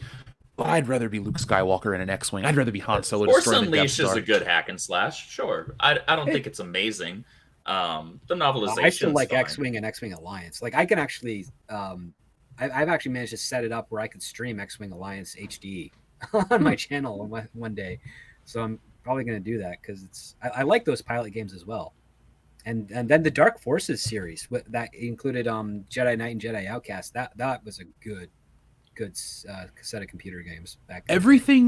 Dude, Star Wars was better before Disney bought it in every facet. The games were great. The comics were great. The books were great. The movies were done. The toys were great. Like, they were legitimately some of the best on the market in terms of articulation, advancement. The sculpts were always kind of like Mark Hamill and kind of like Harrison Ford. But other than that, I mean, Star Wars was just like the Cadillac of brands. Was. No more. But that's okay. Now, It's the Ross. there's a Yugo. Now it's the Ford Pinto. Ooh, You know, Well, one I'm good glad nudge there's and no it'll explosive blow up. bumper. Really, that's how I sensitive felt it that in my soul. Zombie Box Reviews, thank you very much. He says, heading off. Good to see Scott on the High Council. He's good people. I agree. Also, Stephen Walton is facing eviction. Please donate to his GoFundMe. Bye for now. I'm sorry to hear that. He wrote a good book. Shrubbles08 says, if you can, Jeff, can you please show the audience the Jar Jar video I sent you on Twitter? I will look on Twitter and see if I can find that while I read the next message from John Thomas, who says, if you're saying the spooks wanted covert affairs made, I love it, and Piper Perabo was gorgeous, but it doesn't portray the company well. Oh, yeah. I remember that show. Up next, we had one from Adama. Thank you very much for your super generous super chat, Adama. He says, hail, guys. Who's your favorite DC speedster? He says, other than Barry Allen or Wally West, and why? Max Mercury, Impulse, Jesse Quick, Johnny Quick, Jay Garrett, etc. And thoughts on the speed formula, cool or not? Well, I'm going to defer to you, Andrew, and because I don't know what the speed formula is. Okay. Well, I won't get super into the speed formula. The speed formula was a mathematical equation that allowed the speedsters who were able to connect with it to tap into the speed force. It was another way of tapping into the speed force that was used through that formula instead of doing so just kind of naturally. But it is this whole long and involved thing. You had to read some early and mid 90s Flash comics to really actually know what's going on. As far as my favorite speedsters out of those, because, I mean, you eliminated my favorite character of all time, which is Wally West. I mean, there's a lot of them to like. My very first comic run that I ever read was immediately after 0 Hour. So it was Flash Zero, Beginning of Tomorrow, which kicks off the Terminal Velocity arc, which was written by Mark Waid. And that's back when Mark Waid was a phenomenal writer instead of just a jackass. And even he introduced a number of fantastic characters, as well as he made the single biggest contribution to Flash lore and Flash mythos, just period. That's the Speed Force. So, I mean, he introduced guys like, John Fox, and, we got Max Mercury in there. Johnny Quick's been around for a while. We got Jesse Quick as well. I'd have to say, though, out of the characters who are not Wally or Barry, I would have to, this may seem like the easy answer to some, but I'd have to say Bart Allen, Barry's grandson from the future. I think that he was a fantastic case of a character who started out quite unlikable and obnoxious, and then eventually actually grew on readers because he had an arc. It's what you do as a good writer. You're able to take a character that maybe you want people to find this kid obnoxious, but then you slowly put him through situations, have him grow. And that's exactly what they did with Bart Allen. And Bart Allen, in my opinion, was the final Kid Flash. I like him as Impulse a lot. And he got done dirty along with Wally West and just the Flash family in general when DC rebooted with New 52, because they erased everybody but Barry. So, fuck DC for that.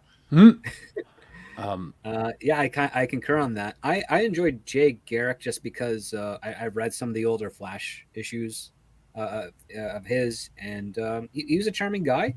I also kind of got reinvigorated with him during the first 2 seasons of Young and Justice when they introduced that character, and we had kind of some fun aspects with him as basically a nearly 100-year-old guy, kind of retired, but still giving advice to the Barry Allen and Kid Flash and all that stuff. I personally, even though I do like some of the little points that Mark Waid has done with the Flash over the years, I think the Speed Force is like the dumbest idea ever. It's him trying to do Star Wars in it, and it's also basically a Deus Ex Machina story device, or at least it has been used as one for a while. I like the fact that I like the idea of putting some limits on heroes. When you have something like the Speed Force, you can use it to justify unlimited power for anyone that taps into it. Even though they'll probably do a storyline where it's like, oh, you can only do this much. Someone down the road is just going to say, no, we can't because it's the Speed Force. We can do whatever we want. It's the Speed Force. It's unknown. It's loosely defined, and then sometimes it's specifically defined. It's all over the place. I thought it was kind of a mistake to do, but I understand why people like it. You are welcome to that opinion. It's a story. I'm not to knock anything. It's just part of comics I probably won't get into because, those I don't really have an answer. So I'm just going to say Jay Garrick because that's the original Flash. But I don't do a lot of a cool speedsters. hat. Yeah, I like the great Hermes helmet. hat. Yeah, it's meant to be like Hermes. Yeah, absolutely. Now, guys, I admit I'm hitting a wall a little bit, so I'm kind of slowing down. I'm going to play this video. We've reached the super chats. Andrew, what else did you want to bring up? I mean, I could quickly touch on the craziness, the most recent update, the craziness of Hogwarts Legacy. Please do. I guess since today is the launch day for the early access, so people that had the collectors or deluxe editions, they got 72-hour early access on the game. But the last couple of days have really ramped up the insanity, so that the crazy people on Twitter, which includes social media influencers, includes some Twitch streamers, they have been going super hard in the paint on like this. They accuse people with whom they're ideologically opposed of, running hate campaigns against them. But these people actually created a website whose sole purpose was to be able to look up Twitch streamers who were streaming Hogwarts Legacy so that they could go harass them. They've been sending hate raids and hate mobs into Twitch streamers' chats to give them crap and call them transphobes, yada, yada, yada. How dare you just vilify them, call them the devil, all of that. These people are absolutely insane. They're unhinged. But what's hysterical is they're really just punching the air because despite that, and I just saw this update like an hour ago, Hogwarts Legacy broke a Twitch record. It had at one point this afternoon over 1.3 million concurrent viewers watching Hogwarts Legacy streams on Twitch, which was a record. And the craziest part about that is most people don't even have the game yet because today we're still in early access. This was the first day of early access. The actual main release date for the game isn't until the 10th. So they busted a Twitch record wide open for the streaming. This game, #1 seller on Amazon, Xbox, PlayStation, Steam. It's absolutely crazy. Something real. I think I've touched on this point before, but I really want to hone in on this. This is for creators as well. So this is for not just people in the chat. This is for a message for creators. These people only have power if you allow them to have it, because by default they have none. Okay. These people aren't actually going to affect your sales one way or the other, not in a significant way. I mean, if anything, maybe they'll push people to want to go buy it because they're acting like jackasses. But this game's gangbusters is what it's selling. Whether or not you're a Harry Potter fan or whether or not you actually give a crap about the franchise, that's neither here nor there. This can be applied to any creator. You focus on catering solely to your target audience. Make those people happy. These are the people that you made this for. If anybody else is interested, they'll jump in. But focus on the people that are your guaranteed cash flow, and you cannot go wrong. That's an important thing to remember, especially since we're trying to build a parallel economy in this space. You got guys like Jeff putting out their comics. You got guys like Ethan. You got Eric. You got all these other people out there that are trying to jump in and build something. And it's important to remember that you need to keep your eyes focused on your actual target demographic, because those are the people that are your bread and butter. Those are the people that are your guaranteed revenue, as long as you're giving them what they want. Harry Potter fans, we've just wanted a really great Harry Potter, Wizarding World video game experience for the last couple of decades. You know what Avalanche Studios made? a really good Harry Potter game that Harry Potter fans have been looking forward to for decades. And the studio was rewarded for it. As creators, do that. I find the whole situation fascinating because it's just, it's such an odd thing that happened. The fact that, I mean, I'm not going to lay it out. You just laid it out. I'm always amazed, though, like the response to these things. And, follow the money. That's all I can say, Mm-hmm.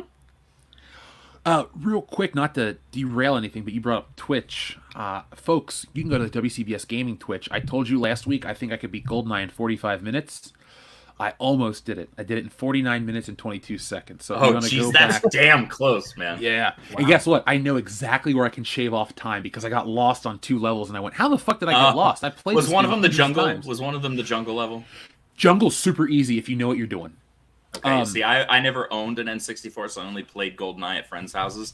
I almost always got lost in that damn level. So I got an N64 and just because I wanted to play GoldenEye, because as a kid I was the biggest James Bond nut on the planet. Like I wasn't like a weird social outcast kid at all. I had friends and everything like that. But like if you would ask me the stuff I liked as a kid, other kids didn't know what it was. Like other kids were like, oh, I like NASCAR or I like Power Rangers. I'm like, I like James Bond. And people are like, what's James Bond? And I was so into that fucking game, dude. Like, but anyway, long story short, it was great. The jungle's not that hard.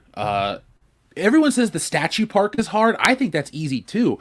The shit that I find, I don't find it hard. I just get lost on the fucking surface. I'm like, where's the helicopter? I couldn't see it in the dark, so. I learned as an adult the greatest enemy of GoldenEye was my shitty dark television as a kid because I couldn't see half the crap in that game. And I couldn't turn the brightness up any further. Now I'm like, oh, I can see everything. It's perfect.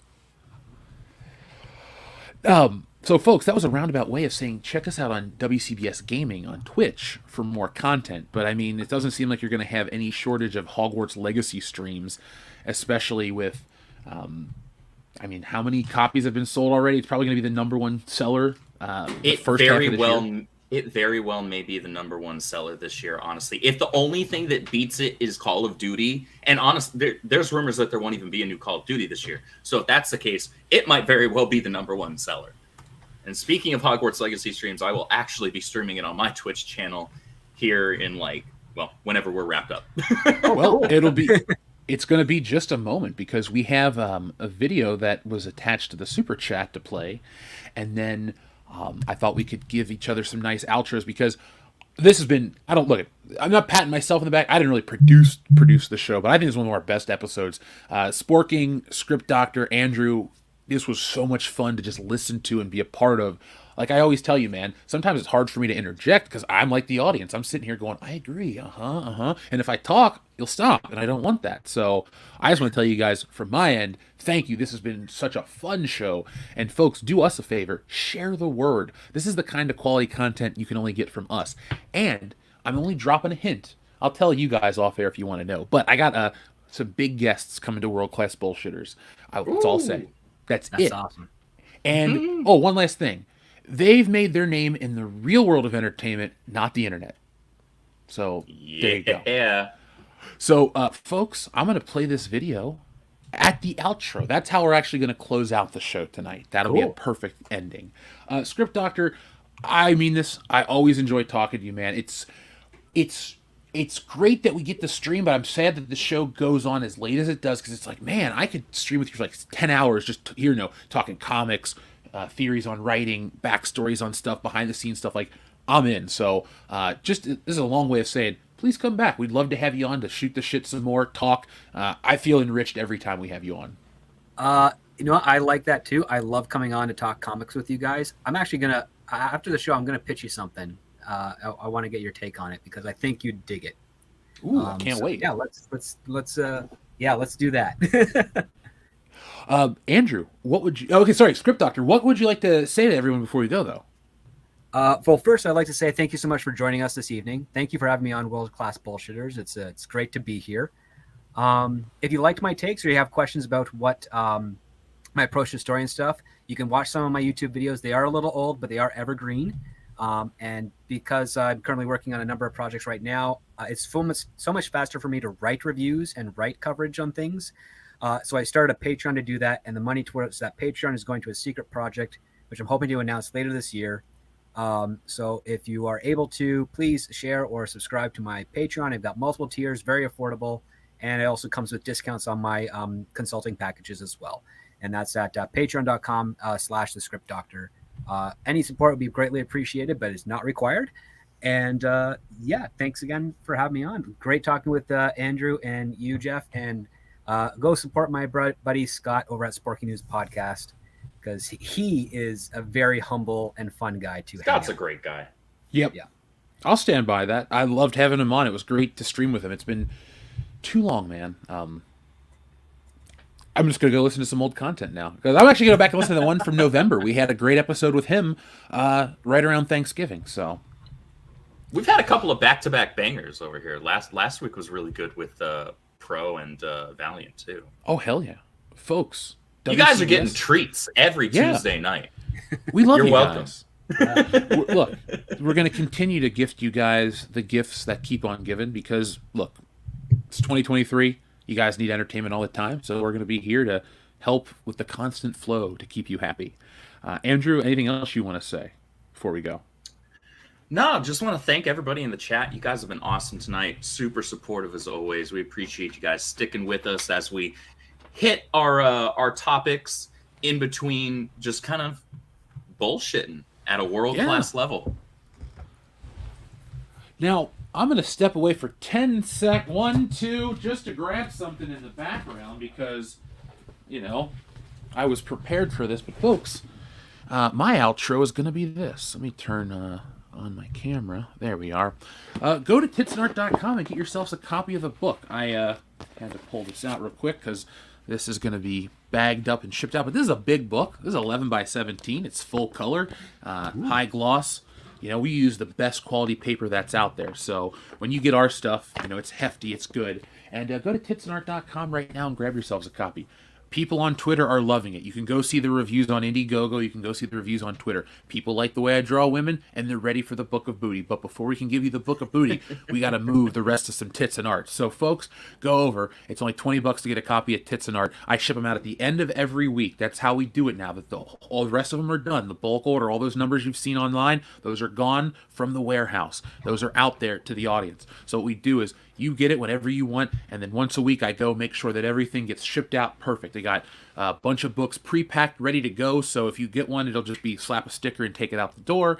And if you want to get multiples or the Terminator version, we got all the shipping stuff ready to be shipped out directly to you. And be on the lookout if you're looking to get some of my old work, because I get those emails about stealing solo. We're going to be going to another platform and talking about that book, because we got some of that as well. So that'll be something to hear about in a couple weeks, but we're not going to get you too excited for that. But yeah, go to titstart.com. Yeah, it does support the channel, but remember, this is a high quality product that you're going to want to take home and share with your friends. If you're an art fan, if you're a comic fan, if you like women, if you don't like women, if you're a collector, that's the thing, folks. I make stuff for the collector because I am the collector. So get stuff, limited quantities, and you know you're going to enjoy it. Now, we had 2 super chats come in. One from Darian217 that says, somewhere J.K. Rowling is sleeping on that bed of money. Take that, trolls. # broke that Twitch record. Rogan Trooper, please. Sure, no problem. I'll even keep myself on camera. Did you see that guy accidentally hit that moose with his car? No. Holy shit. Jamie, pull that video up. Oh my god, oh my god. Oh my god.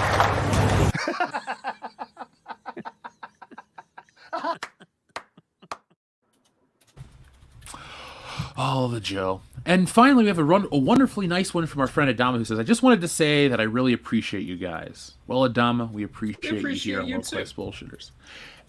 Honestly, guys, this has been a great show for us to produce. I'm glad everyone had such a good time. But thank you to everyone who joined us. Be on the lookout for more content. Dropped the video this morning. Going to be dropping more. Today's video was a little more in-depth than your usual YouTube video. So if you're looking for a reason the Star Wars pronoun stuff is a little weird, in my opinion, well, go watch the video. It's not me staring into the camera like this, telling you why I dislike it. No, I use science this time. So you know, that wins. But folks, thank you for watching. We're going to be back on Thursday night with the WCBS podcast. And remember the WrestleMania meetup I pressed the button at the beginning of the show. So I'm going to play this as our way out. Thank you for watching, folks, and until next time, be smart, be safe, be cool, but always be excellent to each other. Looky. Maury.